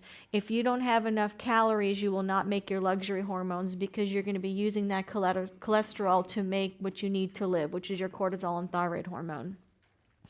Androgen excess, outside of the context of PCOS, we're talking about ovarian tumors, adrenal tumors, congenital adrenal hyperplasia, prolactin excess, and primary hypothyroidism. So that's failure of your thyroid, most common etiology, Hashimoto's. And here you're going to see that the hypothyroidism causes hyperprolactinemia, which then will shut off sex hormone production. So lab evaluation, we test everybody for pregnancy, we check FSH, TSH, and prolactin levels. If all is normal, we do a progesterone challenge. So it's the estrogen that builds up the lining, progesterone maintains it.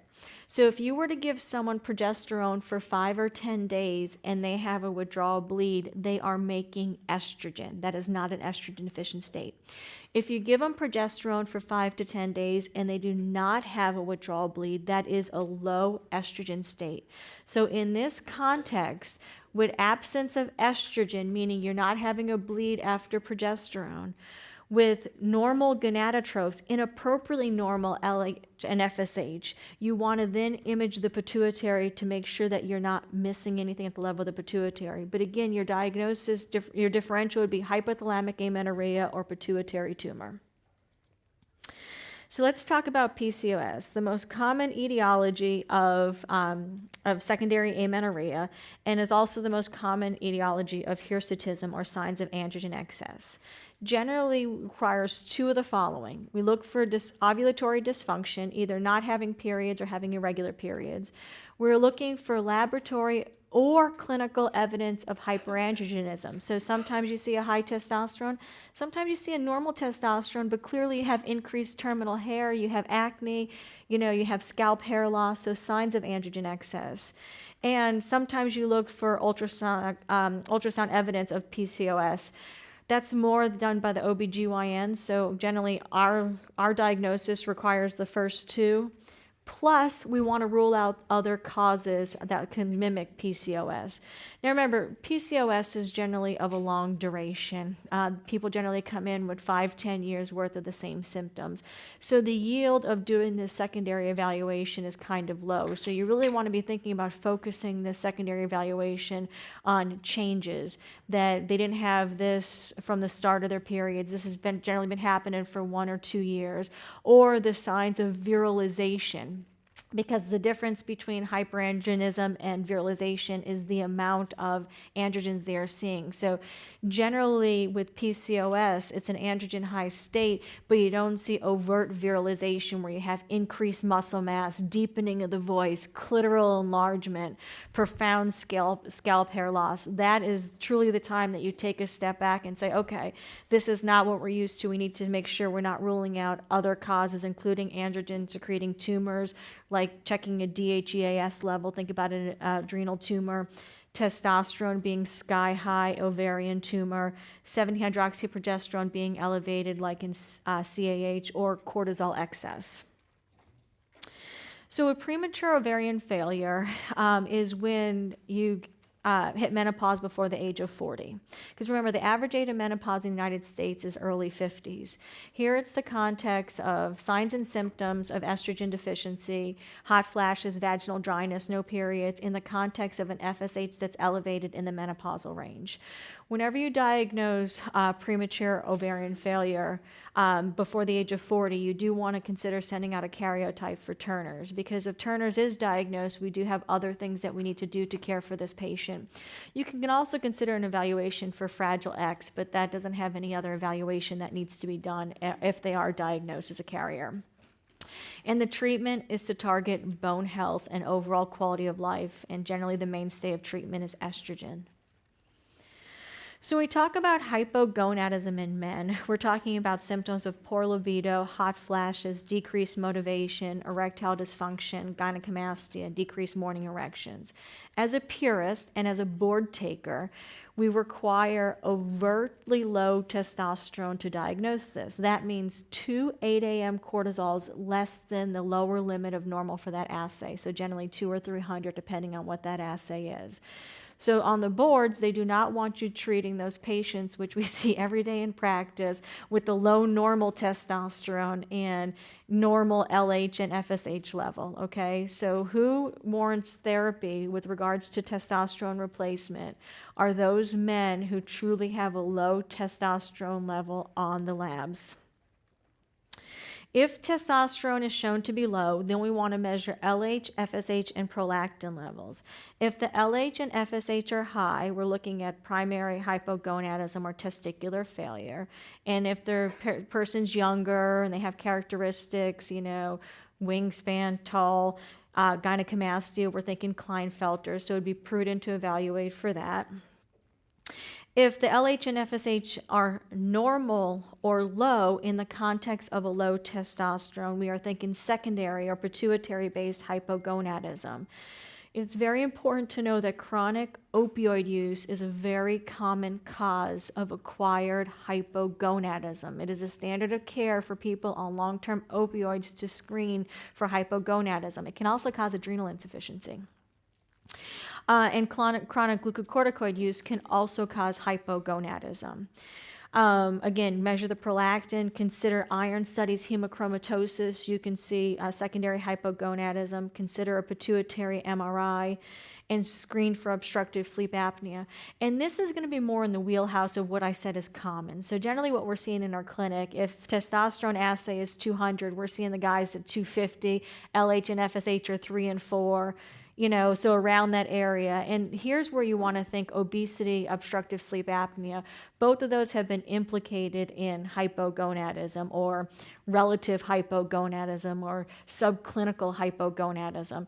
And the name of the game there is to treat the sleep apnea, to treat the obesity, and to see if the testosterone improves. But again, generally these patients do not have overt low testosterone. It's just low normal. And they'll say, well, I'd really like my testosterone not to be 250. If normal is 200 to 1,000, I'd like to be 800 or 900. And that's where you take a step back and say, well, there's no guidelines that are going to support treating a testosterone that's in the normal range. We're going to try to influence other things that can influence your testosterone levels, including the sleep apnea and obesity. Anabolic steroids. These patients will seek care, often being pushed by their other half for infertility, and sometimes they will get to you for gynecomastia. Now, again, it's rare that I see gynecomastia in these patients because generally these patients have such a sophisticated regimen. They know how to prevent the gynecomastia. They know how to prevent the testicular atrophy. They know more about restoring their gonadal access than any of my fellows know about the gonadal access. And what you're looking for is muscular hypertrophy, acne, testicular atrophy, if it happens. But again, I'm telling you, we don't see it that often because they know how to give themselves HMG, HCG, Clomid. They are all over it. Generally, the LH and FSH levels are very low because the testosterone that they're using is often in much higher levels than we would ever use it, so it shuts off pituitary. You're going to see variable testosterone levels, and that's because, one, it's injectable, so it can be anything, and two, sometimes the testosterone that they're using is not going to be able to be measured in our assay because there's different kind of testosterone formulations and preparations that can be used, and some are measurable and some are not. These patients are generally very difficult to treat because you will never feel as good as you feel on super high doses of testosterone. So even when I normalize you or make it physiologic, you're not going to like me. And these regimens are very, sophisticated, so it's hard to know exactly at what point do you interject, what is the right thing to do. And so your job on the boards are just to recognize these patients and not to treat these patients, but recognize that something's going on. For example, they might come in and the testosterone might be undetectable. Well, as it turns out, the reason why it's undetectable is because they're using something that you cannot measure in your assay. So they're using other anabolics along the way. Okay, next question. A 36-year-old person assigned female at birth presents stating he wants to start testosterone. He has identified as being a man since childhood. He is dressed in male clothes, he is binding his breasts, and he's accompanied by his female partner. He does have a letter from his therapist who is also treating his anxiety. What best describes this patient? Gay, gender dysphoria, gender identity disorder, or bipolar?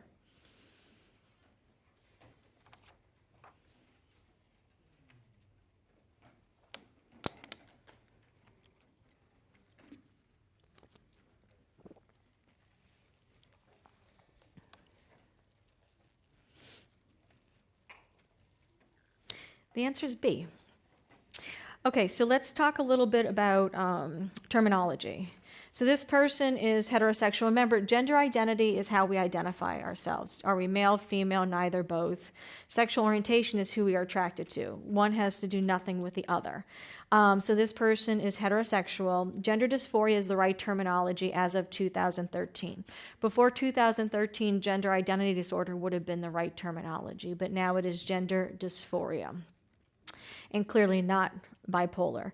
It is going to be important to know the terminology because you will see these patients along the way in your practice.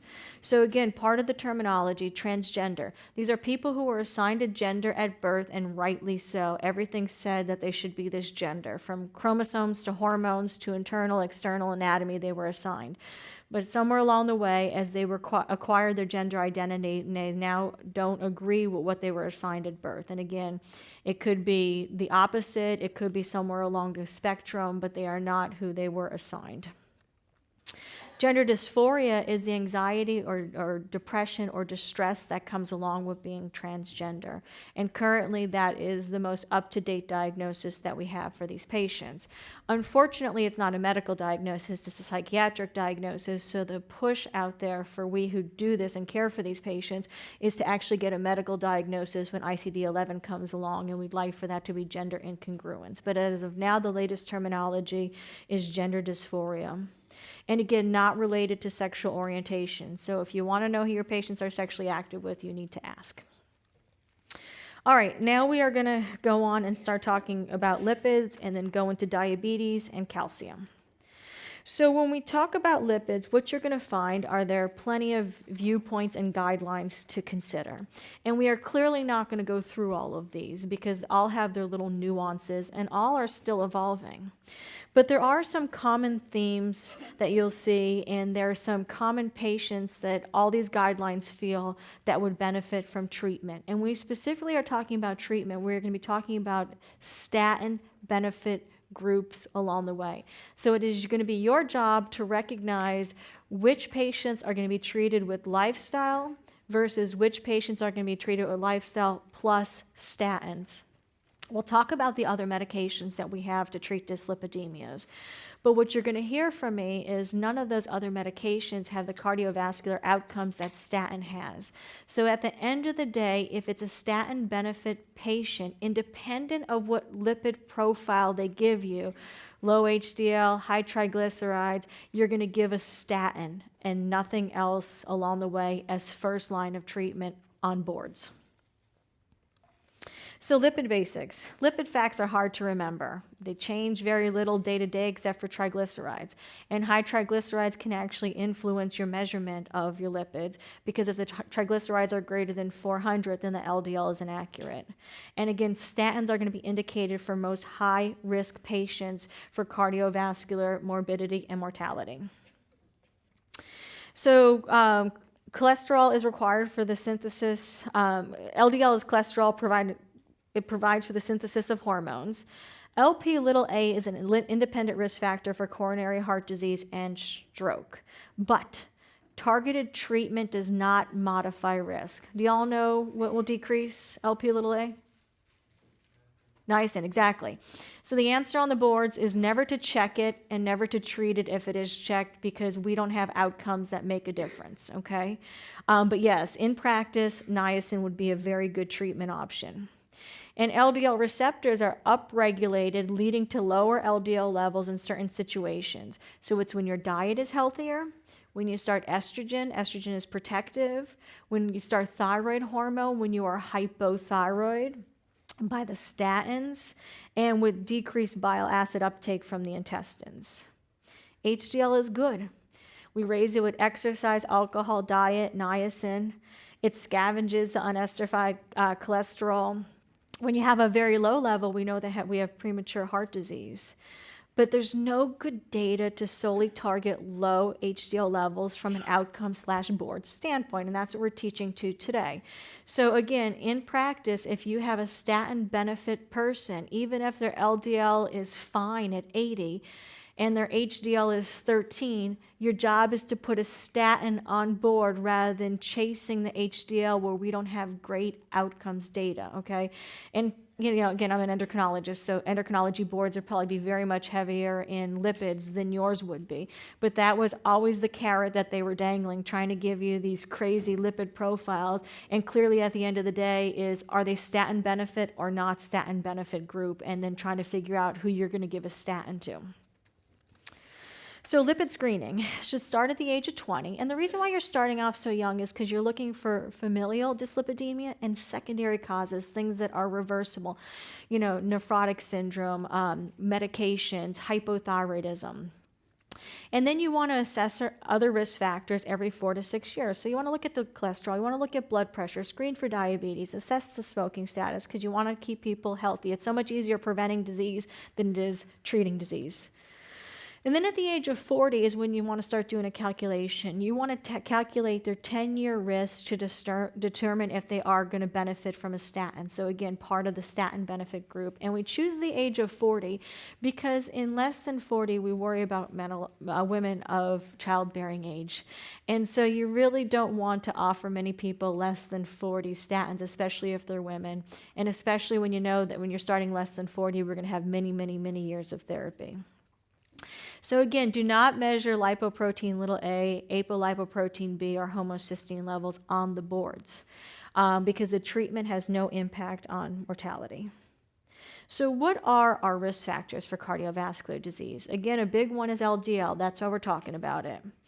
Whenever someone has a risk equivalent, even if they don't have named cardiovascular disease, if they have these diseases, they are considered to have cardiovascular disease and we need to treat them aggressively.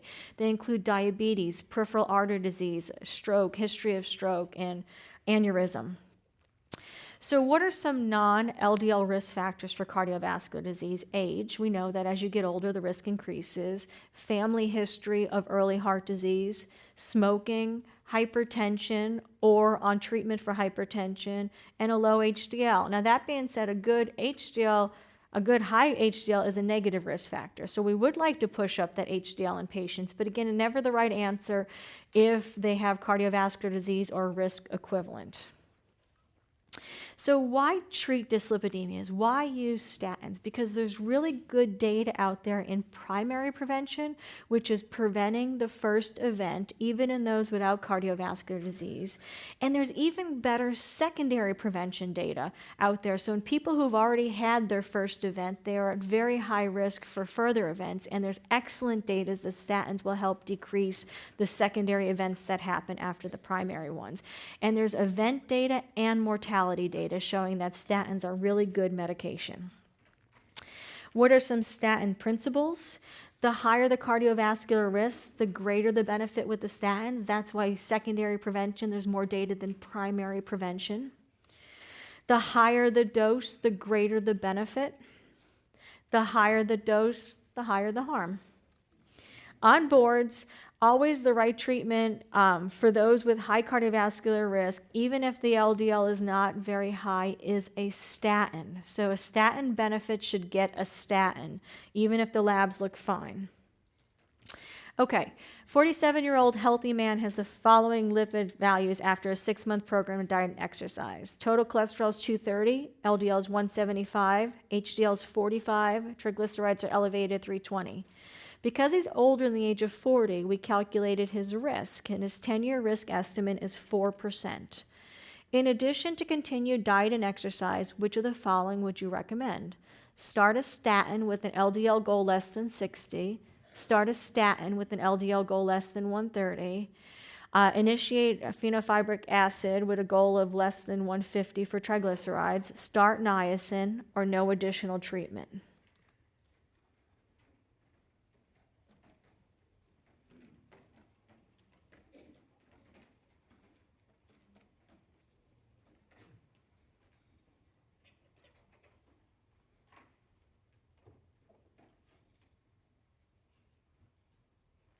The answer is E, no additional treatment.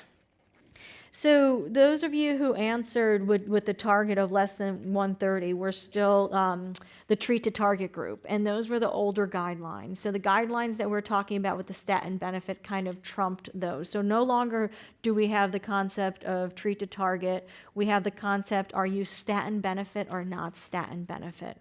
Okay. Fibrate will decrease triglycerides, but no outcomes data. So sometimes when they try to throw those things at you, with giving you a triglyceride level of 300 or 400, try to make you do that. But the truth is, either there's statin benefit or they're not. And so these are the guidelines that we're talking about, the 2013 guidelines, where there's an emphasis on treatment with statin medications based on level of risk. So no longer are we looking at LDL goals and targets, no longer treat to target. It's will you benefit or not from a statin? And the 4 target groups are known cardiovascular disease or its equivalents, diabetics over the age of 40, if you have a high LDL greater than 190, and again, you should be evaluating for secondary causes to make sure that we're not missing secondary causes of high LDL before you treat. And then those without cardiovascular disease or diabetes who have a 10-year risk greater than or equal to 7.5%. That's why at the age of 40, we're going to start doing calculations of what someone's risk is.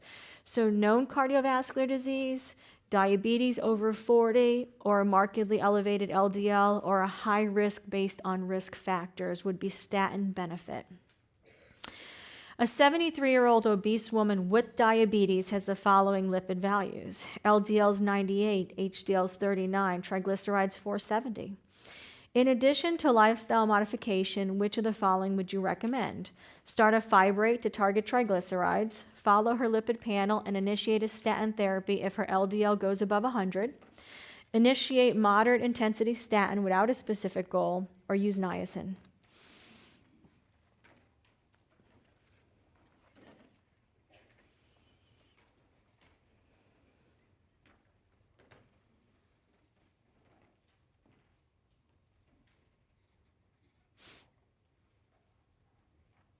Good.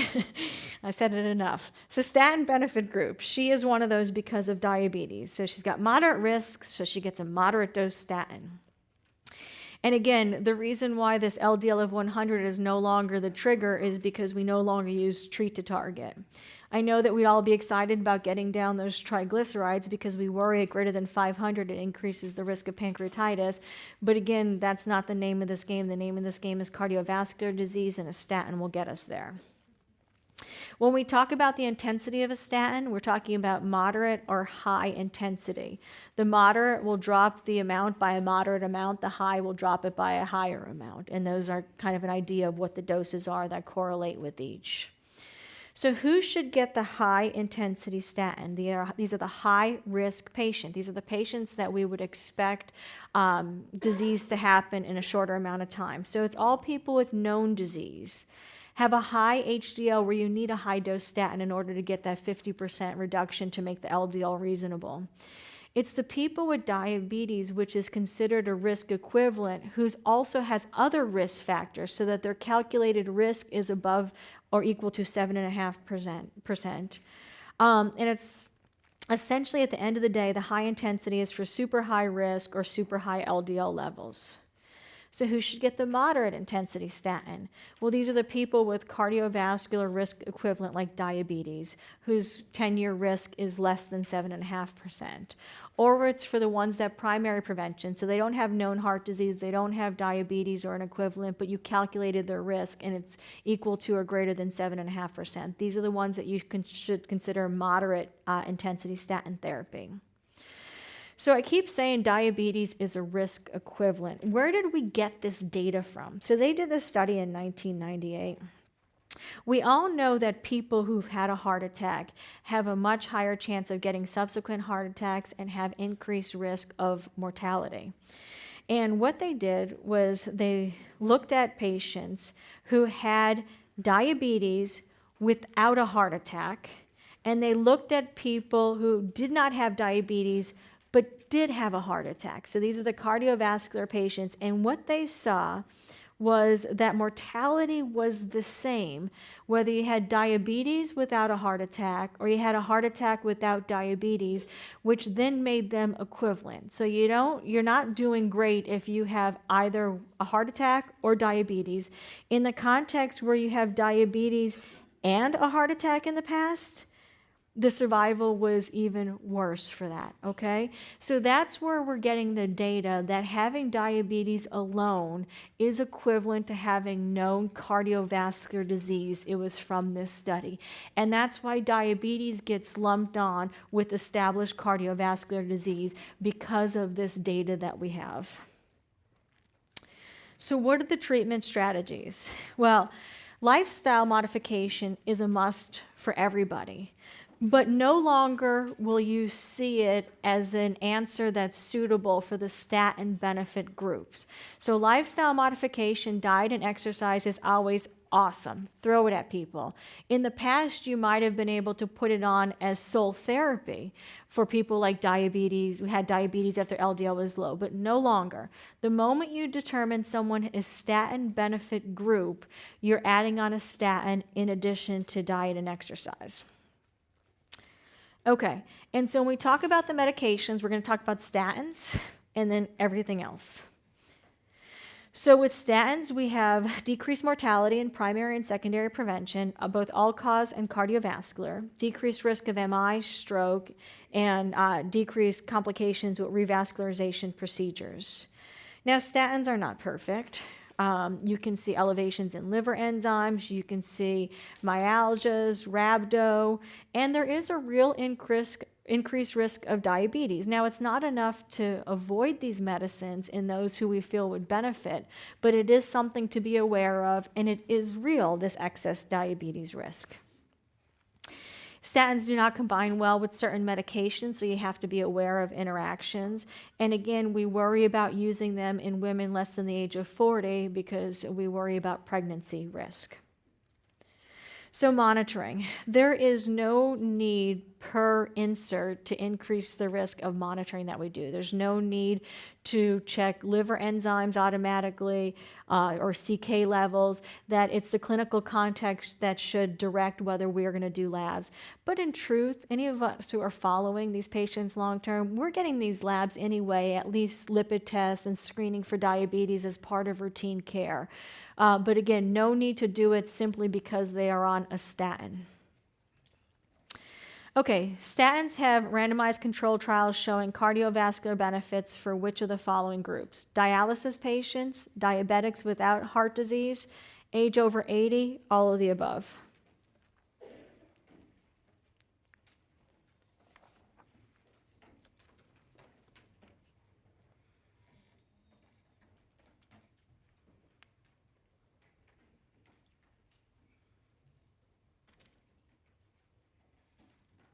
B is the right answer. There's no data on dialysis patients. And, you know, I wouldn't say that you should avoid statins, but it's going to be one of those groups that we just don't have enough data to say that when they're on dialysis, they still need statin therapy.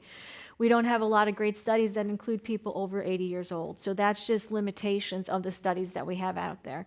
And so of those, the only one that was proven statin benefit group is diabetes without known coronary artery disease.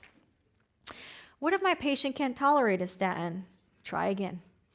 There's no excuses to not try to put statins on board. And patients are resistant. You know, once they've had those myalgias, they generally don't want to go back.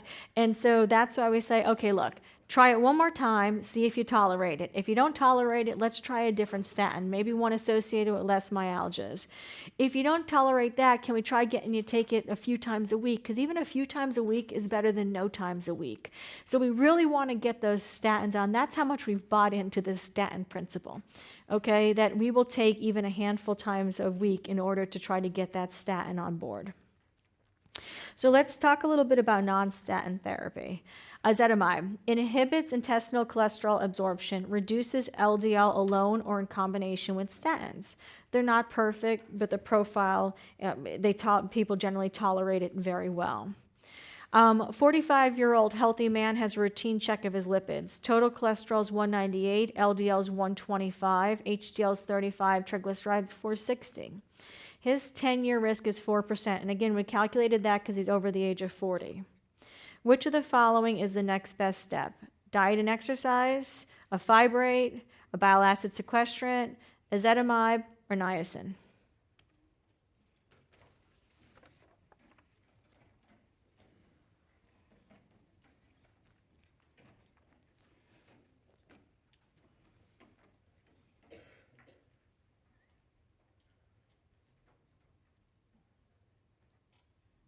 Yes. On boards, if not statin benefit, you'd get diet and exercise alone. If a statin benefit, you get diet, exercise, and a statin. Okay. And so let's talk about it again. We talked about ezetimibe. Again, never will be your first line answer if there's statin benefit. Fibrates have some data out there where they decrease triglycerides and raise HDL levels. There have been studies out there that show fibrates will have cardiovascular benefit, but the pushback you're going to hear, and the reason why we wouldn't choose to target this first, is because generally when you have these studies that look at fibrates or niacin, it's versus placebo in high risk. So you're not going to find where these other medicines trump statins with regard to the data for cardiovascular protection. So it's not that there's zero data, it's just that the data is not enough to say you should use this over statins because the studies have been against placebo. And you would say, well, what about add-on? Well, Accord showed us that the addition of a fibrate to a statin did not have the effects that we were looking for, did not show cardiovascular protection. So we don't have that support either from the Accord. So again, if there's statin benefit, even if they have high triglycerides, they get a statin. And do keep in mind, should you choose in clinical practice to add on a statin and a fibrate together, that the myopathy risk increases.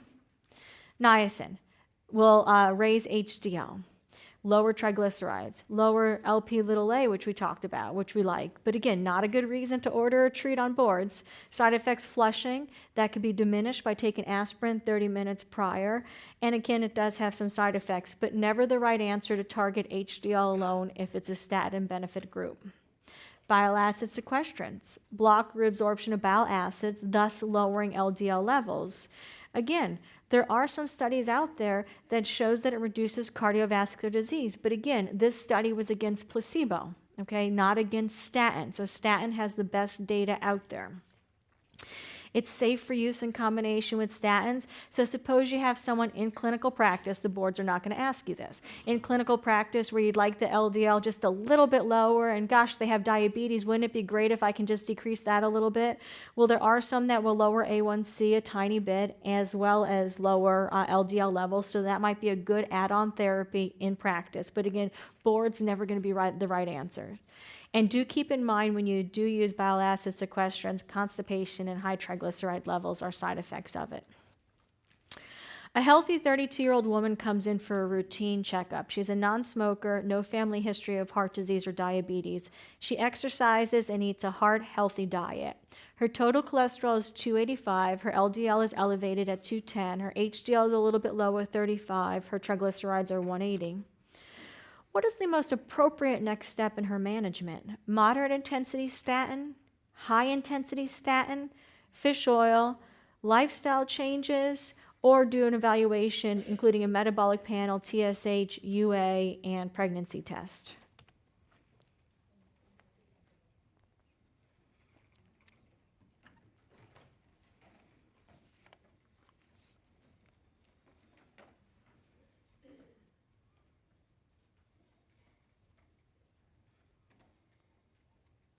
Excellent. The answer is E. She's young. That's why we're screening to look for secondary causes and familial causes. We absolutely want to make sure that there's no secondary reason for her markedly elevated LDL levels. So we're looking for nephrotic syndrome, hypothyroidism, and pregnancy as an etiology, something reversible that we can address along the way before we ever think about instituting a statin. And again, even if she were statin benefit group because her LDL was above 190 and we didn't find any other risk factors, we still have to talk to her about pregnancy and what her plans are there, because we would want to be very cautious before we put on a statin in someone of childbearing age. So again, don't forget the secondary causes because we can fix those. So what are the areas of uncertainty? In primary prevention, it's those that are young or those that have risk, but the risk is low cardiovascular risk. In secondary prevention, you're not going to find data that it's end-stage heart failure, end-stage renal disease. And overall, a lot of our studies have men in it who are of younger age and predominantly white. So like many studies out there, we don't have a lot of great data representing our entire population. All right, let's now switch gears to diabetes. I got 2 slides on the classifications of diabetes. So type 1 diabetes is beta cell destruction, autoimmune. We typically think of type 1 in those that are diagnosed younger, ones that are thin, have other autoimmune diseases. Type 2, hands down the most common type of diabetes we're going to see, is a disease of insulin resistance and progressive insulin secretory defects. So you're going to be, I'm diagnosed maybe a little bit later in life. I have my metabolic friends of obesity, dyslipidemia, fatty liver, sleep apnea, acanthosis, PCOS. And then there's diseases of the exocrine pancreas, like cystic fibrosis-related diabetes, drug or chemical-induced diabetes, like immunosuppressant therapy or glucocorticoids, gestational diabetes while pregnant. And then there's 2 other ones I want to talk about. One is called MODY, which is mature onset diabetes of the young. So these are people that you're seeing, teenagers, early 20s, that come in and they have hyperglycemia. You say, well, gosh, you don't have your metabolic friends, you're not obese, you don't have hypertension, dyslipidemia. I wonder, could you be a type 1? So you send off GAD antibodies, and the GAD antibodies are negative. You get a family history, and you find out that, dad has this also diagnosed early on, because MODY is autosomal dominant, so there'll be a strong family history. So the moment you get GAD negative, then you are sending off for genetic tests, and there's actually a MODY panel. And it is so important to get this diagnosis right to figure out what type of MODY it is, because the defect is what predicts what the treatment is. There's some MODYs that do not require treatment. It's just a sensor abnormality. So they just run a little bit high sugars. It's a glucokinase thing. There are some that are exquisitely sensitive to sulfonylureas. And as an endocrinologist, I would never recommend a sulfonylurea for first-line treatment in plain old type 2 diabetes. But some of these MODYs are exquisitely sensitive to it. So it is the standard of care. So when you think of someone, early diagnosis of diabetes, you rule out type 1, your next step along the algorithm should be genetic testing for MODY. Then we have LADA. LADA is latent autoimmune diabetes of adults. So it's more of an indolent type 1 diabetes. Used to be called type 1.5. So these people are older than the age of 40. They were diagnosed with diabetes initially on pills, but then they kind of morphed into requiring insulin. You look at them and say, well, gosh, you're not your typical type 2. Again, where are your metabolic friends? Where are your obesity, sleep apnea, dyslipidemia, and all those things that go along with it? So even though they're not in DKA, you do get GAD antibodies on them because, again, they don't have the metabolic stigmata of type 2 diabetes, and you find that they're GAD positive. And I would encourage you to do that because it does change the care. It lowers your threshold for certainly putting on insulin and changing from 1 injection to 4 injections a day. But it also increases the risk of other autoimmune diseases. So just like you would screen your type 1 every few years for hypothyroidism, every 5 to 10 years for celiac, now this becomes part of that population where you're thinking autoimmune diseases run together, so you would screen for other things as part of the standard of care. Next question. 36-year-old woman is concerned about developing diabetes. Her mom was diagnosed with type 2 diabetes at around the same age. She's asymptomatic. She doesn't smoke. Her blood pressure is 134/75. Her BMI is 34, putting her in obesity range. What is the best screening method? Fasting glucose, anti-islet cell antibodies, random blood glucose, or no screening is indicated?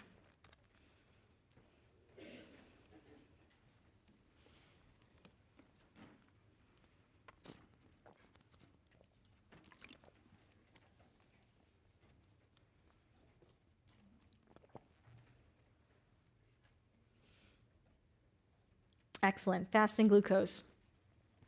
In practice, A1C would also be very reasonable to do. Fasting glucose is definitely a better test than an A1C, but the A1C is generally easier to get. So oftentimes, most of us are, sending people for labs. We're going to get a CMP, hope that it's fasting. If we're putting on lipids, add on an A1. We're going to get a CMP fasting, hopefully, if we're doing lipids, and add on an A1C. So we'll actually get 2 tests. But of the choices I gave you, fasting glucose is hands down the best way to screen for type 2 diabetes.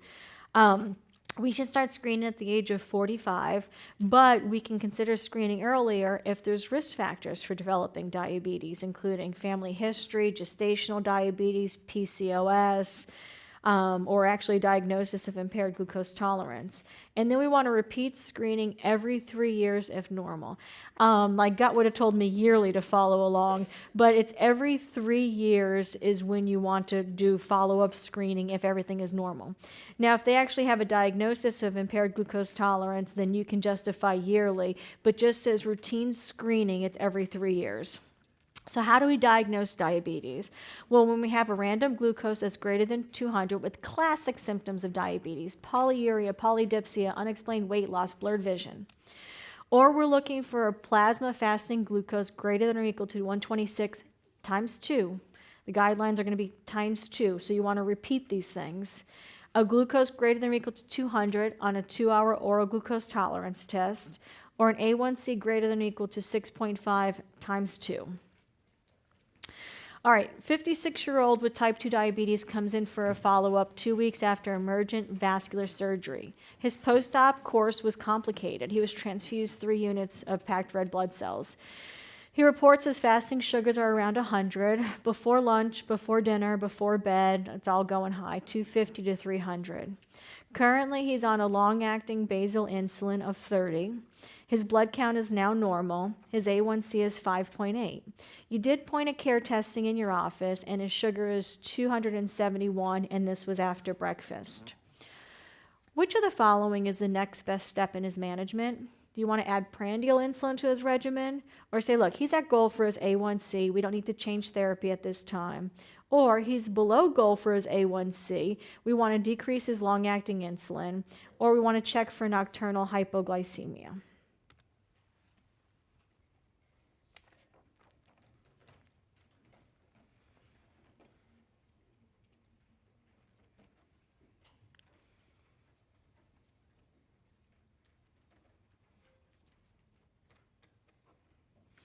The correct answer is A. We want to add prandial insulin to his regimen. So A1C don't care about. A1C measures the amount of sugar stuck to red blood cells. So in the context of recent transfusion, you can't get any more information from an A1C. Again, A1C, we're not going to use as for answer C to decrease his long-acting insulin because we don't believe it. And so we don't need to check for nocturnal hypoglycemia unless he's telling us that he's getting signs and symptoms of it. We don't want this A1C to drive decision-making, especially when we can't believe our A1C in this context. So what we want to do is target the prandial excursions with prandial insulin so that we can normalize his sugars throughout the day. So prediabetes or impaired fasting glucose is when your fasting sugars are between 100 and 125. On your oral glucose tolerance test, your 2-hour is between 140 and 199, or your A1C is between 5.7 and 6.4. It is important to understand that not only does prediabetes increase your risk markedly for developing overt type 2 diabetes, but it is also an at-risk situation for both microvascular and cardiovascular disease. So it is not without consequences. The goal is really to reverse this, or at least to prevent progression to overt diabetes. So impaired glucose tolerance, prediabetes, is a real disease that we should be very aggressive in treating. Which of the following is the best way to prevent progression to overt diabetes? Intensive diet and exercise, using TZDs, metformin, or Caribose, which is an alpha-glucosidase inhibitor?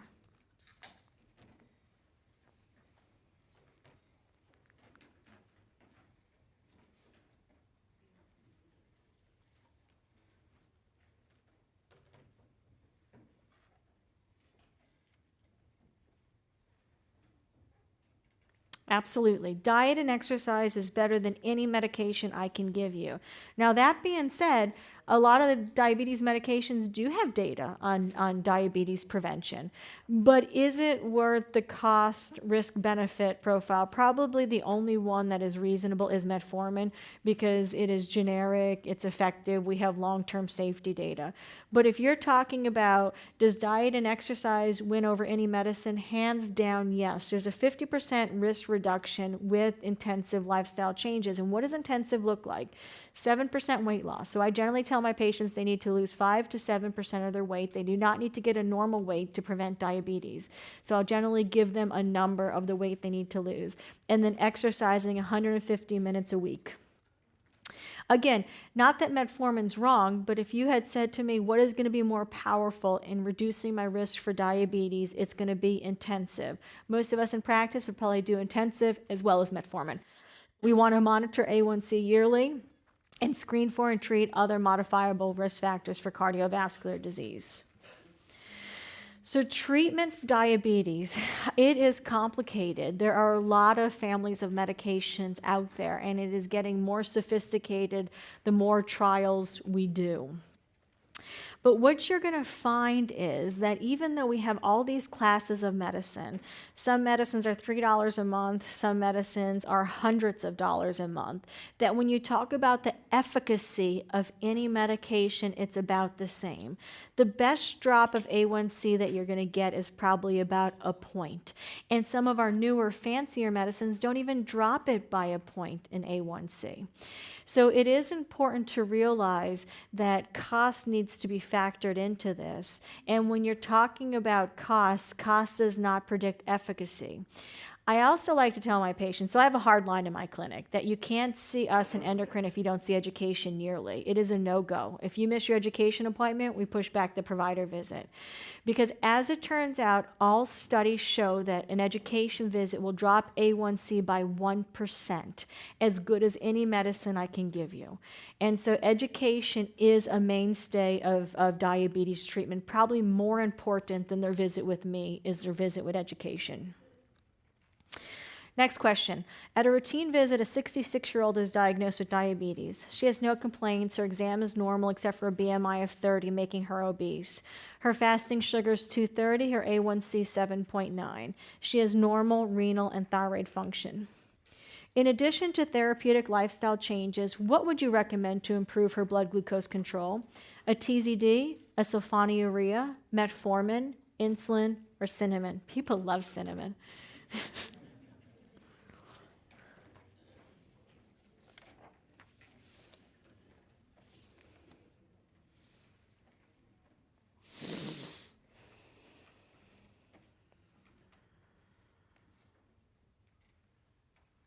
Metformin, fantastic. Yeah, metformin's pretty awesome. And so not that you couldn't use a TZD, but we do worry about bone health. So the adverse effects on bones, increased risk of osteoporosis is real with TZDs. Pretty much don't like sulfonylureas, and we'll show you some data on that. And again, the only situation I'm ever gung-ho sulfonylurea are on my MODY patients with specific genetic defects. Insulin's going to lead to weight gain, and there are times that we want to use insulin. It's probably when you have symptomatic hyperglycemia that you're not going to be able to reverse with pills, but I never generally run to insulin because of the weight gain associated with it. And sure, she can have cinnamon, but it's not going to reverse it. And it's cinnamon, not cinnamon sugar. Very different. Okay, so which of the following is not associated with metformin therapy? Weight loss, low events of hypoglycemia, reduction in MI, reduction in overall mortality, or birth defects? Not associated.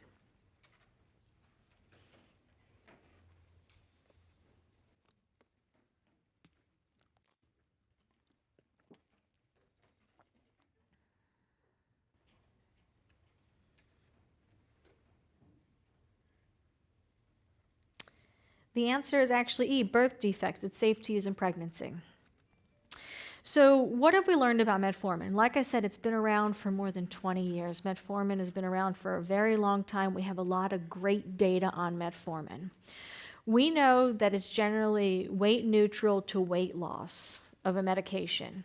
We know that UKPDS, which was a study that was done a long time ago, which took newly diagnosed type 2 diabetes that stratified them to intensive therapy versus conventional therapy.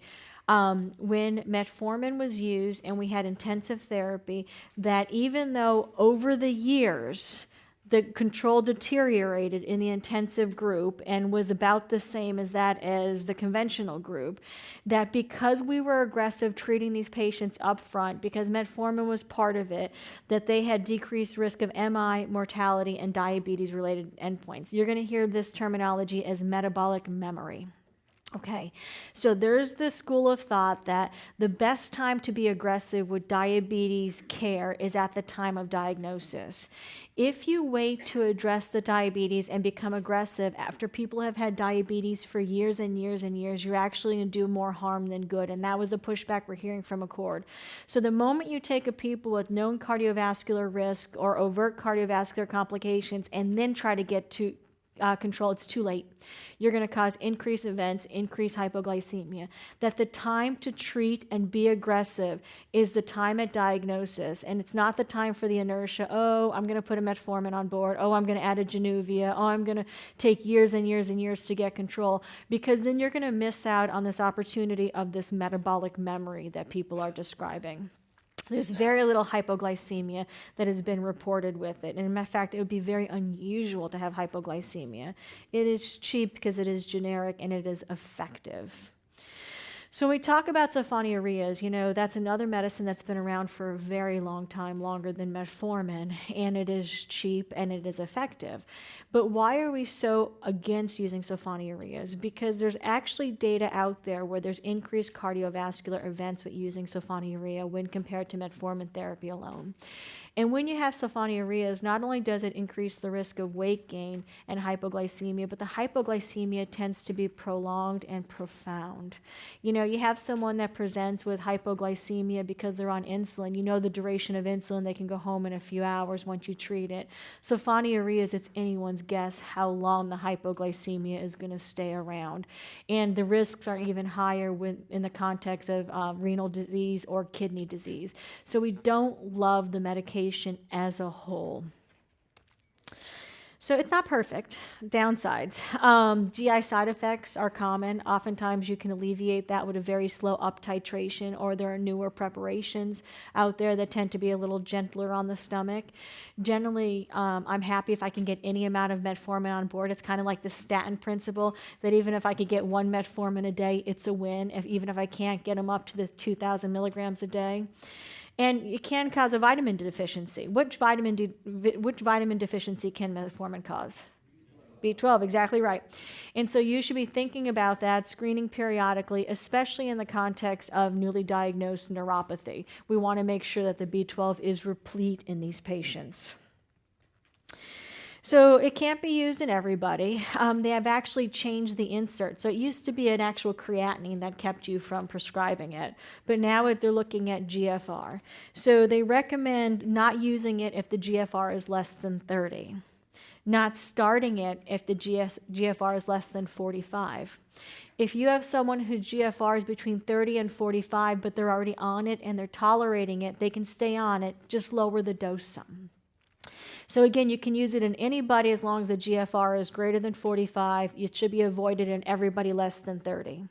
It should be avoided in states that put you at increased risk for lactic acidosis, like decompensated heart failure, when we're using dye, liver disease, sepsis, surgery. So it should be held around those times until the renal function is better, or till you are past that time that we are concerned about the lactic acidosis.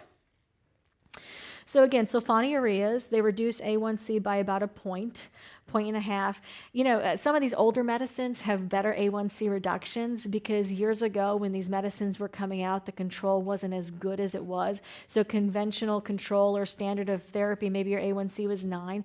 But now when we do studies, you have intensive where we try to get you down to 6 and 6.5 versus conventional where we let you be at 7.5 or 8. So you really don't see those big drops in A1C anymore like you used to in the older medicines. But nonetheless, that's the data we have. But it probably is not as effective or any more effective than the medicines we have out now. But again, generally considered a poor choice because of the weight gain and the profound prolonged hypoglycemia that can happen with the medication. The next class we'll talk about are the DPP-4 inhibitors. So these are pills that prevent breakdown of your own gut hormones. So we have gut hormones that are called incretins. They are GLP-1 and GIP. And the job of these incretins are to help us recognize food better. And so what they do is they help us recognize when we take food in that food is actually coming in, so we make a more appropriate response of insulin, less of our own glucagon, and we say, okay, we're going to promote satiety, so we're going to eat less. So the job of these pills are not to give us more, but to help us keep more of what we have without breaking it down. They lower A1C by about 0.7. It's a pill a day. It's easy. Weight neutral, which is a win in diabetes. No hypoglycemia, which is a win. But again, very expensive. So there are some situations that we do like to use them as add-on, but we also like to say, look, they're not super effective. You're coming in with an A1C of 10, not my go-to. Okay, because again, the data says about 0.7. Then we have our GLP-1 agonists. So we talked about that we have gut hormones. So GLP-1 is actually one of our gut hormones, and we can actually give people more of this gut hormone. It was isolated from the spit of a Gila monster. And how it works is 4 different ways, just like we talked about what the gut hormones naturally do. Promotes satiety, so we eat less. Slows down gastric emptying, so we feel full with less food. It causes glucose-mediated insulin release, meaning you can take your shot, eat nothing, and you won't have a low sugar. It's only going to allow insulin to be made in response to food and decreases our own endogenous glucagon. Benefits, it's going to lower A1C, significant weight loss, and again, low risk for hypoglycemia because it's a smart hormone. Downsides, injectable, very expensive, medullary thyroid cancer. Your patients are going to say, oh, I don't want thyroid cancer. So it's not associated with differentiated thyroid cancer, which is the most common thyroid cancer, papillary and follicular. But it has in rats, they saw C-cell hyperplasia in the thyroid. So you can't use it for people at risk for medullary thyroid cancer, which again is a very rare cancer. And we worry about increased risk in pancreatitis. So if you have people with a history of pancreatitis, especially if it's unexplained pancreatitis, it wasn't a gallstone or something like that, you would probably want to avoid this class in those people. And then we have the SGLT2 inhibitors. These are medicines that help you pee out glucose even at normal sugar levels. So remember, generally you don't start spilling glucose until you exceed the renal threshold. So until your sugars are more than 180 or 200, you're not going to pee out the glucose. This changes at what level. So what you're doing is you're actually able to pee out glucose even at normal sugars. So it's essentially caloric deprivation that you're doing. So you're losing weight because of fluid, and you're losing weight because of the decreased calories that you're taking in.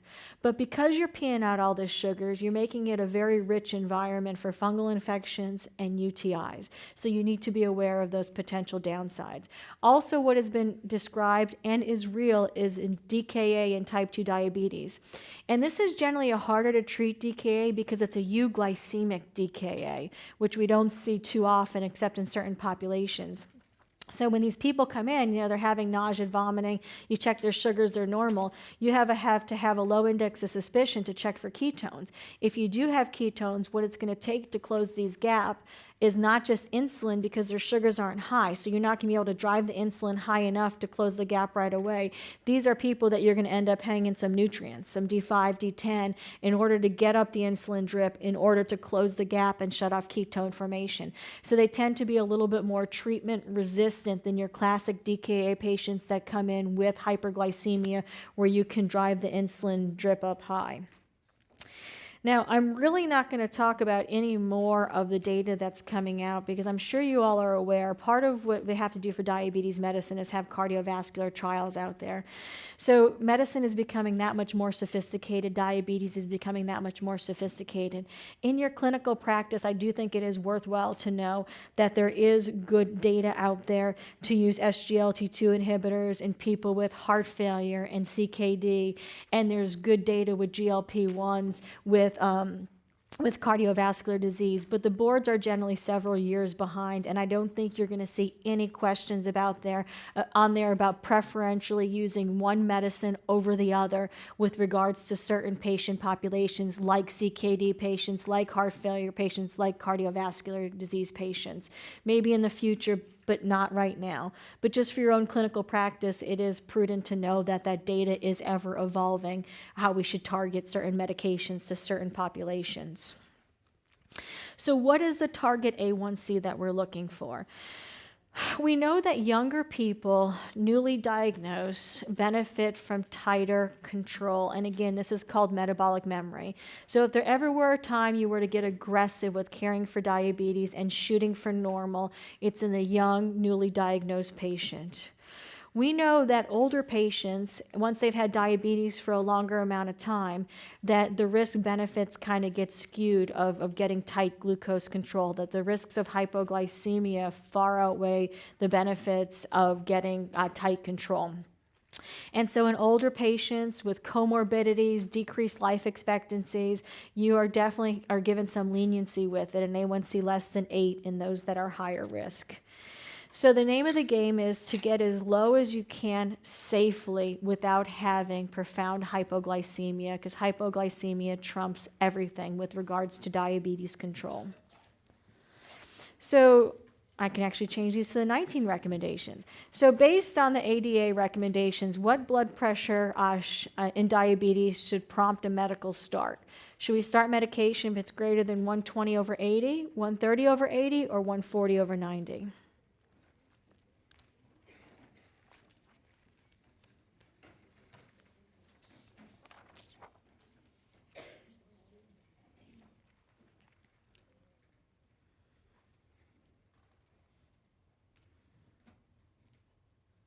The answer is actually C. So not as low as it used to be. So, and again, you can treat people before that, right? You know, part of what we do in clinical practice, you see someone young and healthy, their blood pressure's elevated, have at it. But the time where it's no longer a discussion and you need to start treatment is when we hit that blood pressure 140/90. So the standards of care of diabetes are to get an A1C less than 7. Again, everybody was convinced that this would go much lower with the Accord trial, and the Accord trial did not show us that. The Accord trial showed us that when you try to get tighter control with those people with already vascular disease, you increase the risk of complications. So therefore, the standards of care did not budge. It did not go lower than 7. Blood pressure control, we want less than 140/90. Greater than 140/90, we want to start medications. I'm going to say ACE inhibitors or ARBs are the first line to treat diabetic nephropathy, but this is where I step outside of the board hat and I become a clinician hat. There's some recent data out there with ACE inhibitors and lung cancer. So if you have someone that you feel is going to be on long-term treatment as these patients with nephropathy, probably ARBs are better than ACE inhibitors when we're thinking long-term. Board hat, ACE inhibitors or ARBs are first line to treat hypertension in those with diabetes, especially if nephropathy is present. Statin use is driven by risk and not LDL. You have your patients over the age of 40, they should be on a statin. And we want to check urine for microalbuminuria on a yearly basis. And again, if present, ACE or ARB. We want to do eye examination yearly to check for retinopathy since it's a silent disease. Foot exams at every visit, document a comprehensive one yearly. Smoking cessation and aspirin. Next question. 40-year-old has lost 8 pounds and complains of increased thirst for the past month. She also has a yeast infection. Her BMI is 32, making her obese. Random blood sugar this morning is 380, so fairly robust. A1C is supportive that her sugars are running this high because it's 11.9. What is the best initial therapy for her diabetes? Metformin, sulfonylurea, insulin, or a TZD?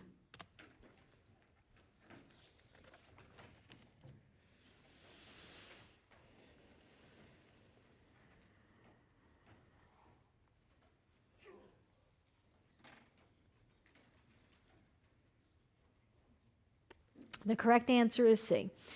The truth is all will work to lower A1C, right? But some are going to take more time than the other. The TZDs are going to take weeks because of their mechanism of action.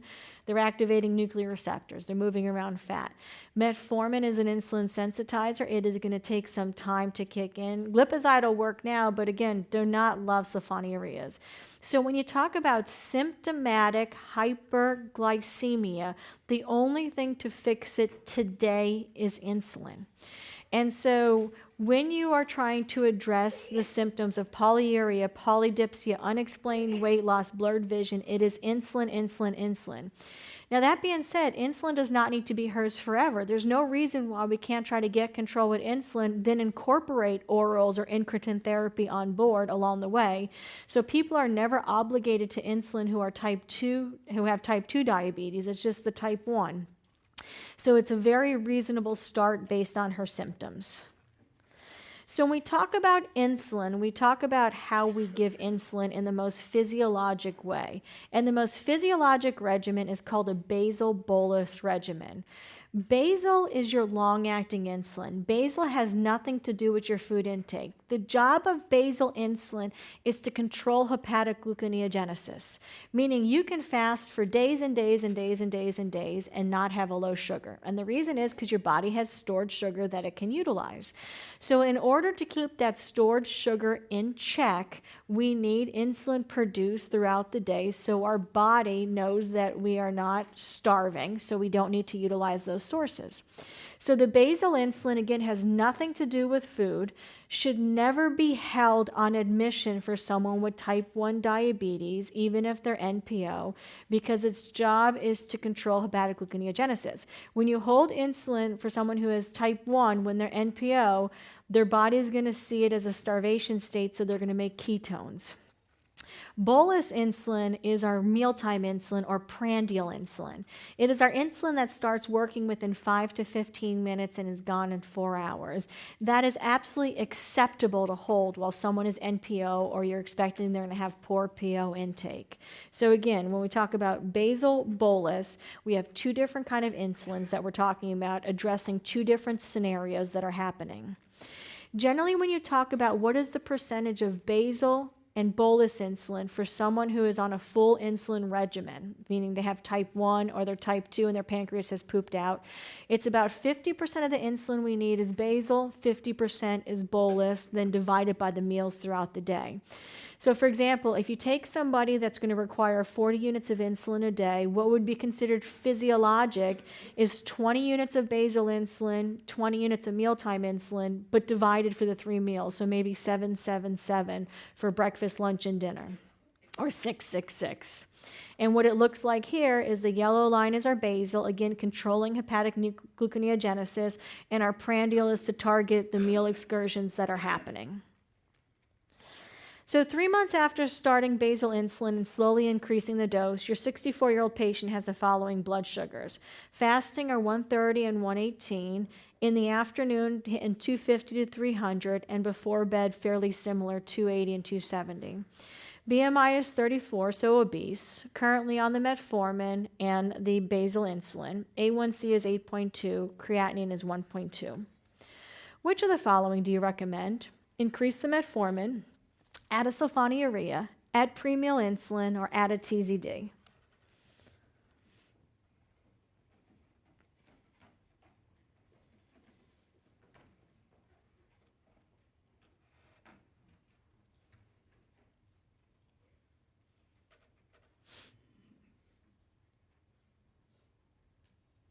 Excellent, pre-meal insulin. And so, again, max effective dose of metformin, even though you can go to 2550 per package insert, is really 2,000 milligrams a day. Sulfonylurea, we don't love. Again, I said that 100 times. Apparently you got it because everybody got it right. TZDs, don't love in older people because we worry about bone health. So the only thing that's going to adequately address, based on your choices, the mealtime excursions is mealtime insulin. Now, that being said, could I have given you the choices of a GLP-1 agonist where I'll get some weight loss with it? Absolutely, that would be awesome. A DPP-4 inhibitor, that wouldn't be unreasonable. It's going to target the mealtime sugars. It'll lower A1C by about 0.7. Or an SGLT2 inhibitor. Again, not unreasonable, but based on the choices I gave you, the most reasonable one would have been the pre-meal insulin. So target A1C, low if you're young and healthy and were newly diagnosed. More lenient if you're having hypoglycemia, limited life expectancy, comorbidities, or you've had longstanding diabetes and difficult to attain control.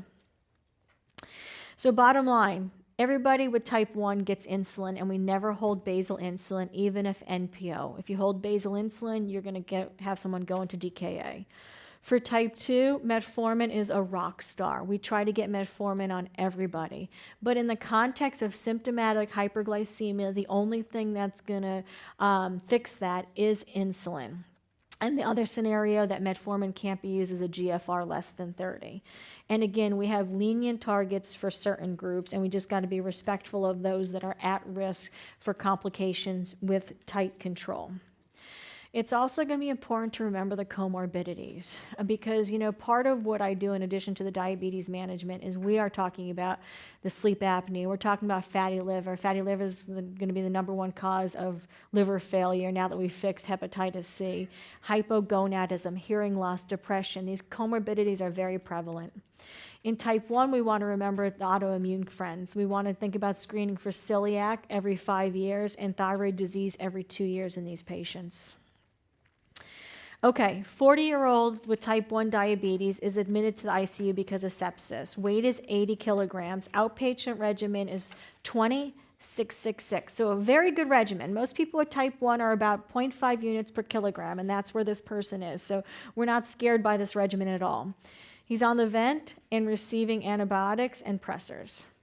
Which of the following would be the optimal insulin regimen while he is in the ICU? An insulin infusion with a target of 100 to 140, an insulin infusion with a target of 140 to 180, half of the home basal dose plus a sliding scale, or sliding scale alone, also known as correction.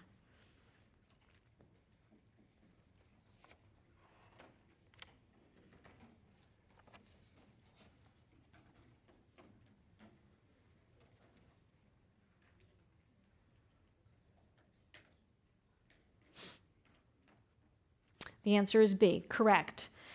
And so no longer do we have super tight control in the hospital for the majority of the groups. When we got super tight control, we saw there's actually increased risk of hypoglycemia and no decrease in mortality. So we don't like to keep people that tight. We like to have reasonable control. Now, I caution people, when I say reasonable control, I don't mean no control. I mean keeping the sugars less than 200. It has been proven a long time ago that when sugars start going above 200 in the hospital, it increases the risk of infections and poor wound healing.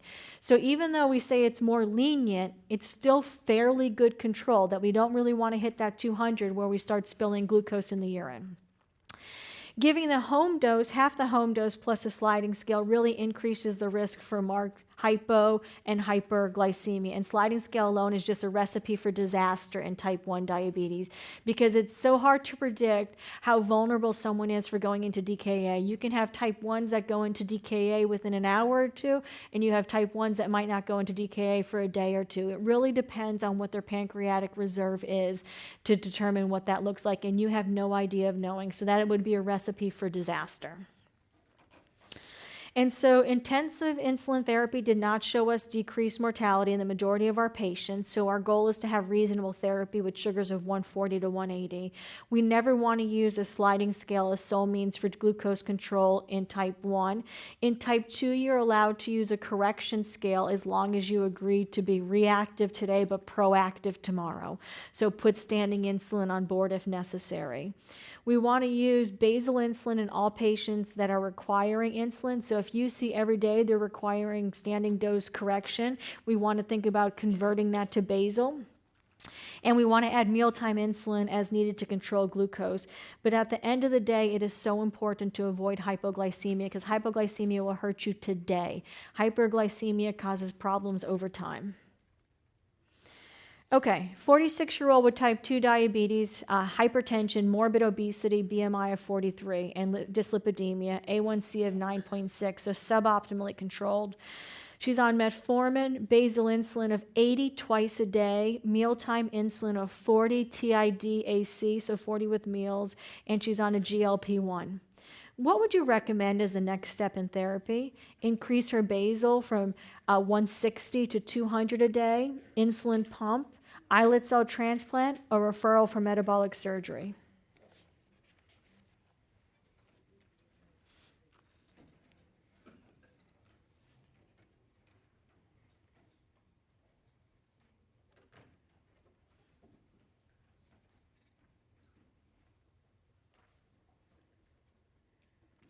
Answer is D. So going up from 160 to 200 is just such a small impact, right? Because we look at percent increase. So that really will not achieve the control we are looking for. Islet cell transplant, we really only consider if someone has type 1 diabetes or chronic pancreatitis for preservation of what they have. Insulin pump is not warranted, but insulin pump is never a quick fix. It's a tool for motivated patients. And if we were to use an insulin pump, we'd probably use concentrated insulin in there. So just transitioning her to a pump is not going to get the control that you need. So yes, she meets criteria for metabolic surgery or bariatric surgery. So when should we consider bariatric surgery? It is a recommendation A, that we should consider surgery for those with type 2 diabetes whose BMI is greater than 40 end of the day period. Even if their diabetes control is reasonable, they would be a good candidate for it. You can consider it in people whose BMI is greater than 35 when they don't have good diabetes control. In fact, you can even consider it for people whose BMI is greater than 30 if they're suboptimally controlled, but that is a recommendation B. So bariatric surgeries, sustained weight loss, better than any medications that we have out there for years. There's actually remission of diabetes in a certain percentage of patients. What you're going to find is remission is predicted by duration of diabetes. The shorter the duration of diabetes, the higher the chance of remission. The longer the duration of diabetes, the less chance of remission that you'll get. Improved blood pressure control, improved LDL, and it actually has a very low 30-day mortality. It's that of like cholecystectomy. So they're getting so much better with the bariatric surgeries. Downsides, GI effects, cost, deficiencies of vitamins and minerals, osteoporosis, and hypoglycemia. Hypoglycemia post-bariatric surgery is very well described, and it is a bear to treat. Often it's intensive lifestyle changes, and sometimes that doesn't even fix it, where these people are going for pancreatic surgery or even maybe reversal of the bariatric surgery. So when it does happen, it's generally profound and very difficult.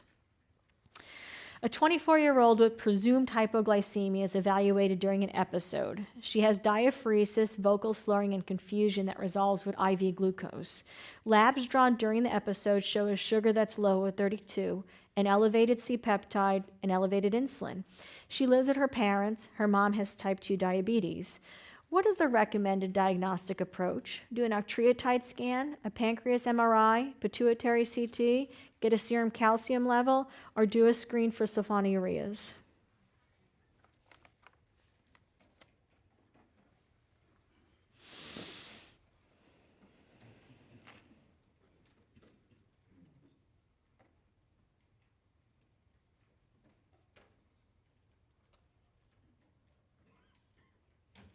E, sulfonylurea screen is the right answer. Never image without diagnosis. We are endocrinologists. We don't want to know what imaging shows unless we have a diagnosis, okay? Because the imaging is just going to show us stuff that we have to deal with. And so we only want to image once we have a diagnosis.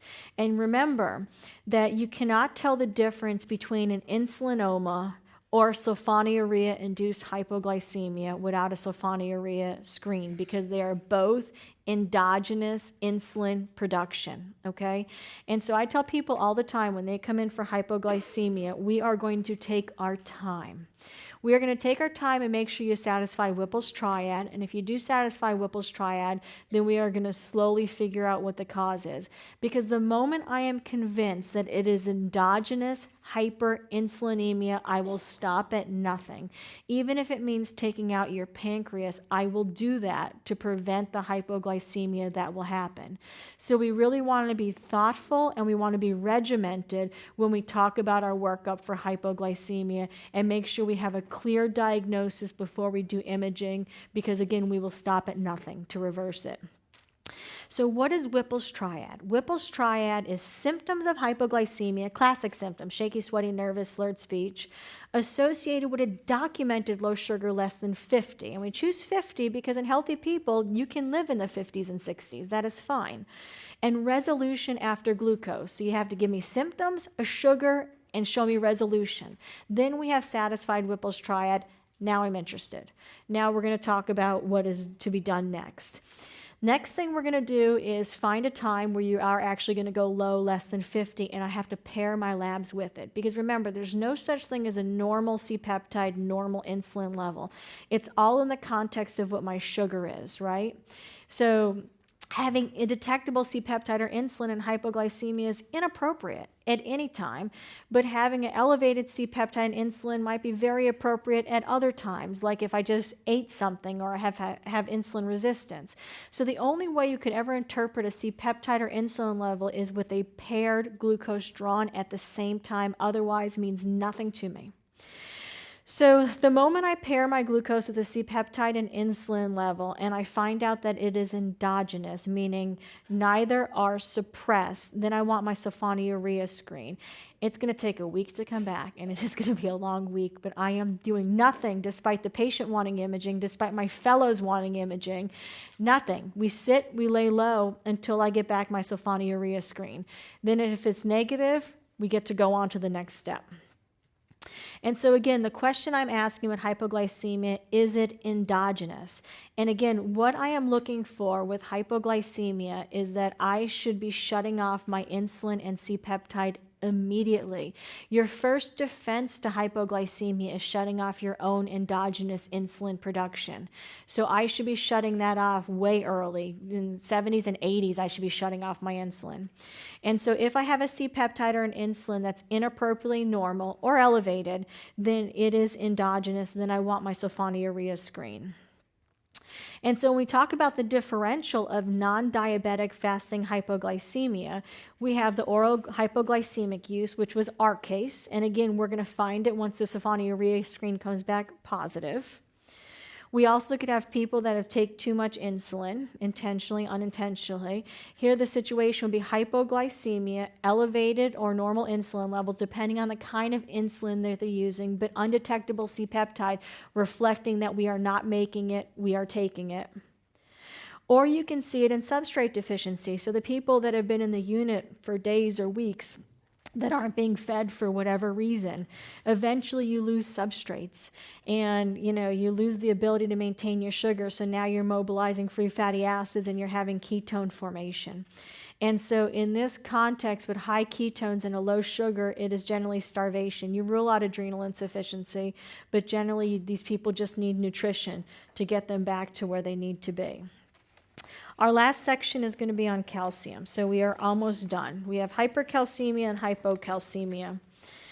So when we talk about calcium metabolism, we are going to start right here, vitamin D.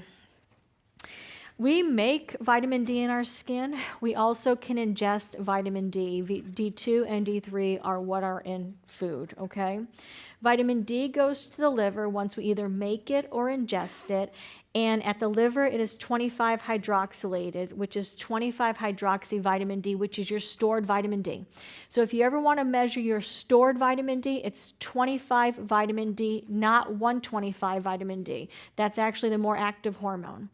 So once we have our stored vitamin D, we can measure it, and again, 25 vitamin D. So now let's talk about calcium homeostasis.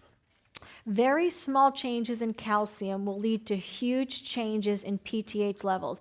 Your body wants to keep the calcium in a very normal range because calcium is responsible for so many cellular activities. So a small decrease in calcium, huge increase in parathyroid hormone. The parathyroid hormone is going to have some direct and indirect ways to elevate the calcium. It's going to be able to go to the bone to directly get calcium from the bone. It's going to go to the kidney and decrease excretion of the calcium based on PTH. But more importantly, it's going to go to the kidney and activate 1-alpha hydroxylase. So you're going to be able to take all this stored 25 vitamin D, which is essentially inactive, not very active, and you're going to be able to turn it into super active 125 vitamin D, which is called calcitriol.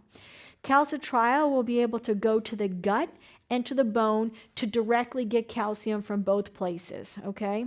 So again, very small changes in calcium, huge changes in PTH, and it's the PTH that then drives the calcium homeostasis directly and indirectly via activating 1-alpha hydroxylase to make active vitamin D. All right, so next question. Healthy 36-year-old woman is noted to have a high calcium on routine labs. Her mother has a history of a high calcium, underwent parathyroidectomy, was not cured. The patient takes a multivitamin a day. Labs show hypercalcemia at 11.2, a normal creatinine, and a PTH that's at the upper ends of normal for that assay. What is the best next step in management? Discontinue her multivitamin and recheck calcium in 3 months. A check of PTH-RP, which is a related protein. A check of 24-hour urine calcium and creatinine. Refer for imaging, or just refer to the surgeon for parathyroidectomy.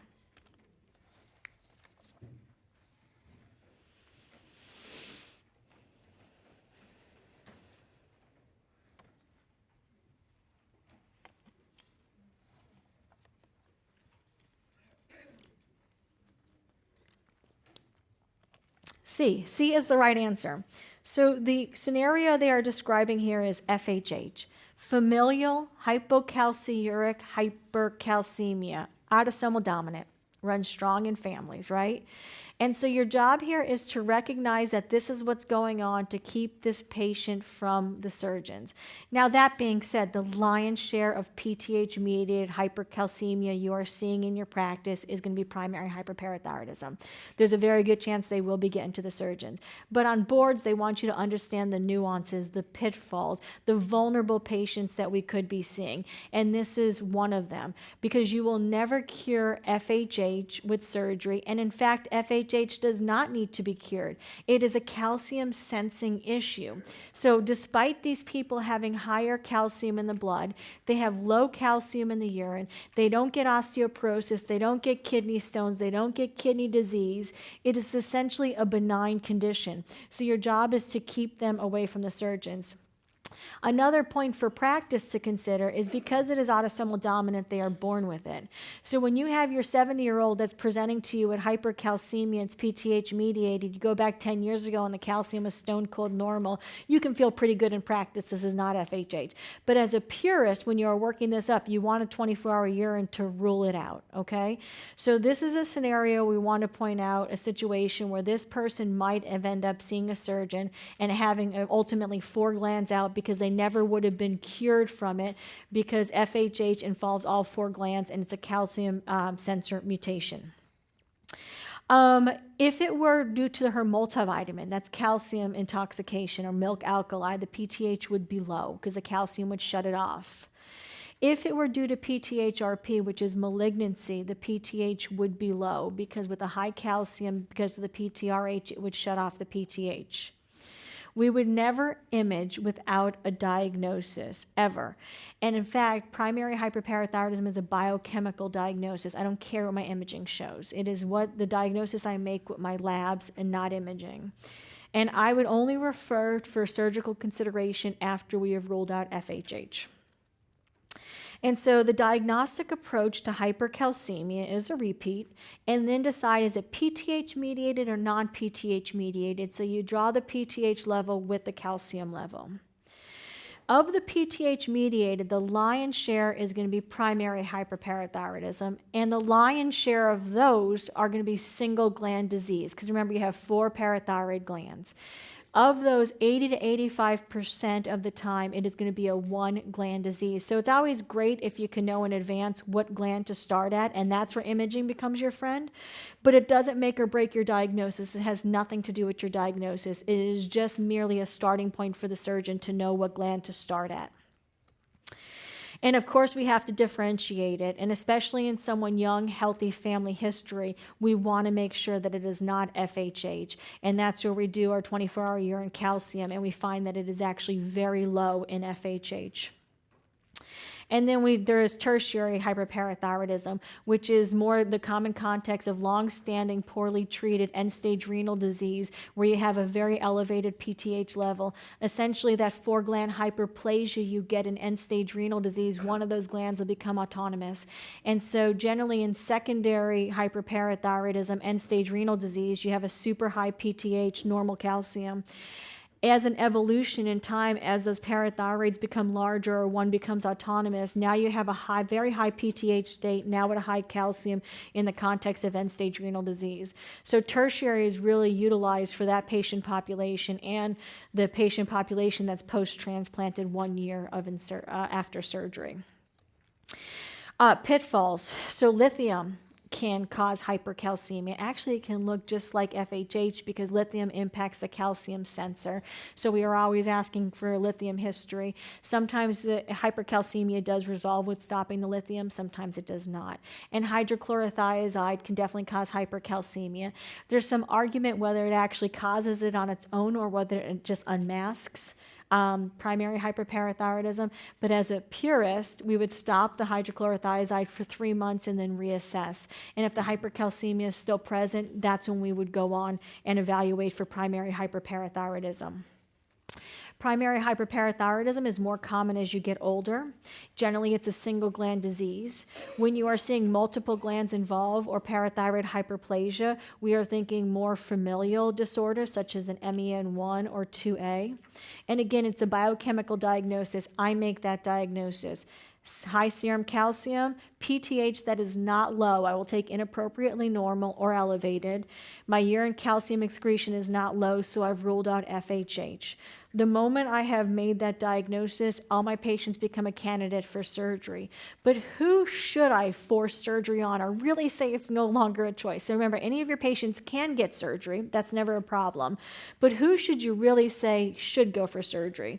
Anybody that's symptomatic. Anybody that has a markedly elevated calcium level, greater than 1 upper limit's normal for your assay, because we worry that that long-standing hypercalcemia, it can lead to a nephrogenic diabetes insipidus, dehydration, it can cause calcium deposits in the kidney.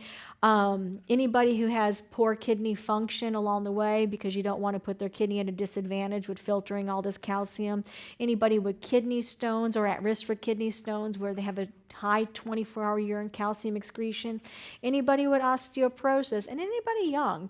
You know, if they're going to be dealing with this for the next 20 or 30 years, why not do something that's curative, one gland disease, and just be done with it? And then that way you don't have to worry later on if they develop osteoporosis or some CKD that it's the hypercalcemia that's contributing. And so when we talk about non-PTH mediated hypercalcemia, we actually have a good differential that we like to go to. These tend to be our more interesting cases that we see. Malignancy can cause hypercalcemia different ways. One way, it can actually produce PTHRP. PTHRP acts just like PTH, meaning it elevates the calcium level.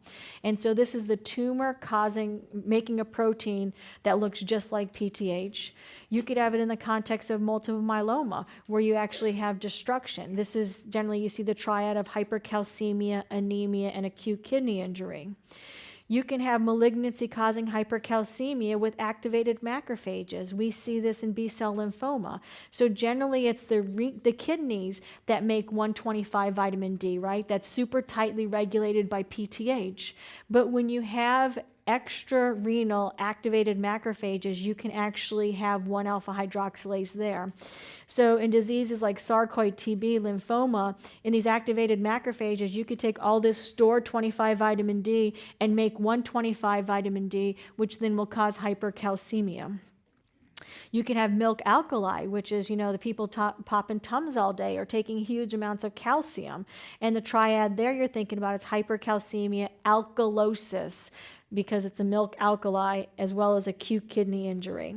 Vitamin D intoxication, you can see it with 25 vitamin D, and you can see it with 125 vitamin D, where people can take too much of it and can cause hypercalcemia.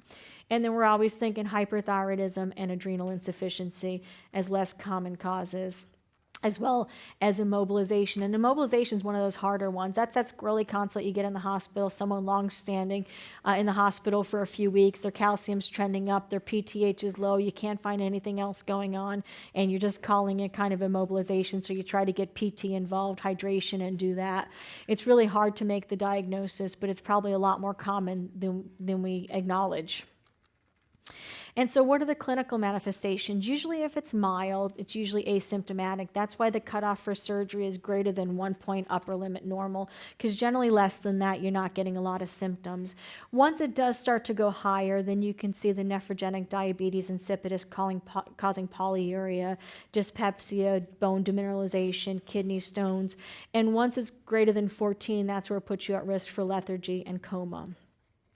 Independent of the etiology, you can treat with fluids. So it's hydration, hydration, hydration, because really what we're trying to do is impact the nephrogenic diabetes insipidus that causes the polyuria. So we want to maintain the fluid status, and that will help reverse the hypercalcemia. You can also use calcitonin, which is a calciuretic, so it's going to allow you to pee out calcium. It's short-lived, its effect, but it'll help you for the first day or two while you're trying to do the hydration and figure out the etiology. Then you can target therapy based on the etiology, where you can use bisphosphonates if it's something like a cancer or multiple myeloma. You can use steroids if it's 125 mediated, like sarcoid TB or lymphoma.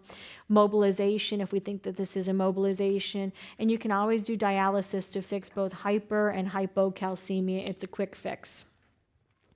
So when we talk about hypocalcemia, one of the most common etiologies that you're going to see is surgical destruction from people having thyroid surgeries. That being said, it can be autoimmune, but it's generally much less common. When you have profound vitamin D deficiency, you can get hypocalcemia. We think of this in our bariatric patients, our celiac patients, our nursing home patients. Loop diuretics can be a cause, and low calcium intake like alcoholism. You can get paresthesias, you can get spasms, tetany, you can have your Schwazdeck sign, you can have life-threatening things, including spasm, cardiac arrhythmias. I think it is important to know the classic EKG changes, which is QT prolongation. And anytime someone is symptomatic or has EKG changes, the treatment is IV calcium. You can always give an AMP, which is a baby dose, about 93 milligrams of calcium. And then if it's sustained, then you can do a calcium drip.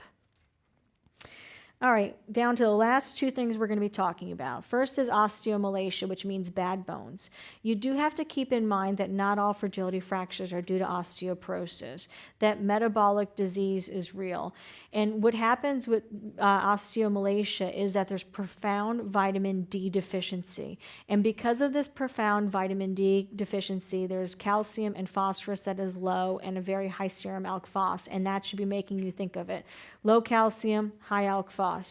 The treatment of this is going to be replacing the calcium and vitamin D, because if you were to target the osteoporosis with a bisphosphonate, it is not going to get you better bones along the way. What you need to do is replace the mineralization.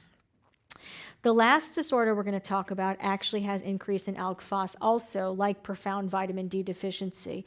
But in Paget's disease, the calcium is normal. Paget's disease is a focal disorder of bone remodeling, where you get areas where there's high bone turnover. It's generally asymptomatic because we're finding it much earlier than we ever have. And so we're finding it based on labs. So on labs, you see an unexplained elevated alk phos. You get a vitamin D level. The vitamin D is normal. Now you're looking for Paget's disease. So what you do next is you go get a bone scan and you look for areas that light up. If there's any concern that it's not classic Paget's disease, you can always get an x-ray of that area. We used to say there used to be thresholds for treatment, where we would treat people if they were symptomatic, like had pain over that area. We would treat people if they had bones that could fracture, so if it was in their vertebrae or long bones. If skull was involved, we would worry about the deafness. But the treatment, the data is so good with a one-time treatment of zoledronic acid that we pretty much have a low threshold that we would treat anybody with Paget's disease, because the majority will go into remission with a one-time treatment of zoledronic acid. So the pearls. Random hormone levels are rarely useful in endocrinology. Rare endocrine diseases are common on the boards, unfortunately, so you need to think about them. Never image without a diagnosis. Autoimmune diseases run together, and statin is always the right choice for those with cardiovascular risk. So statin benefit, need statins. That is it. Thank you for your attention. Good luck.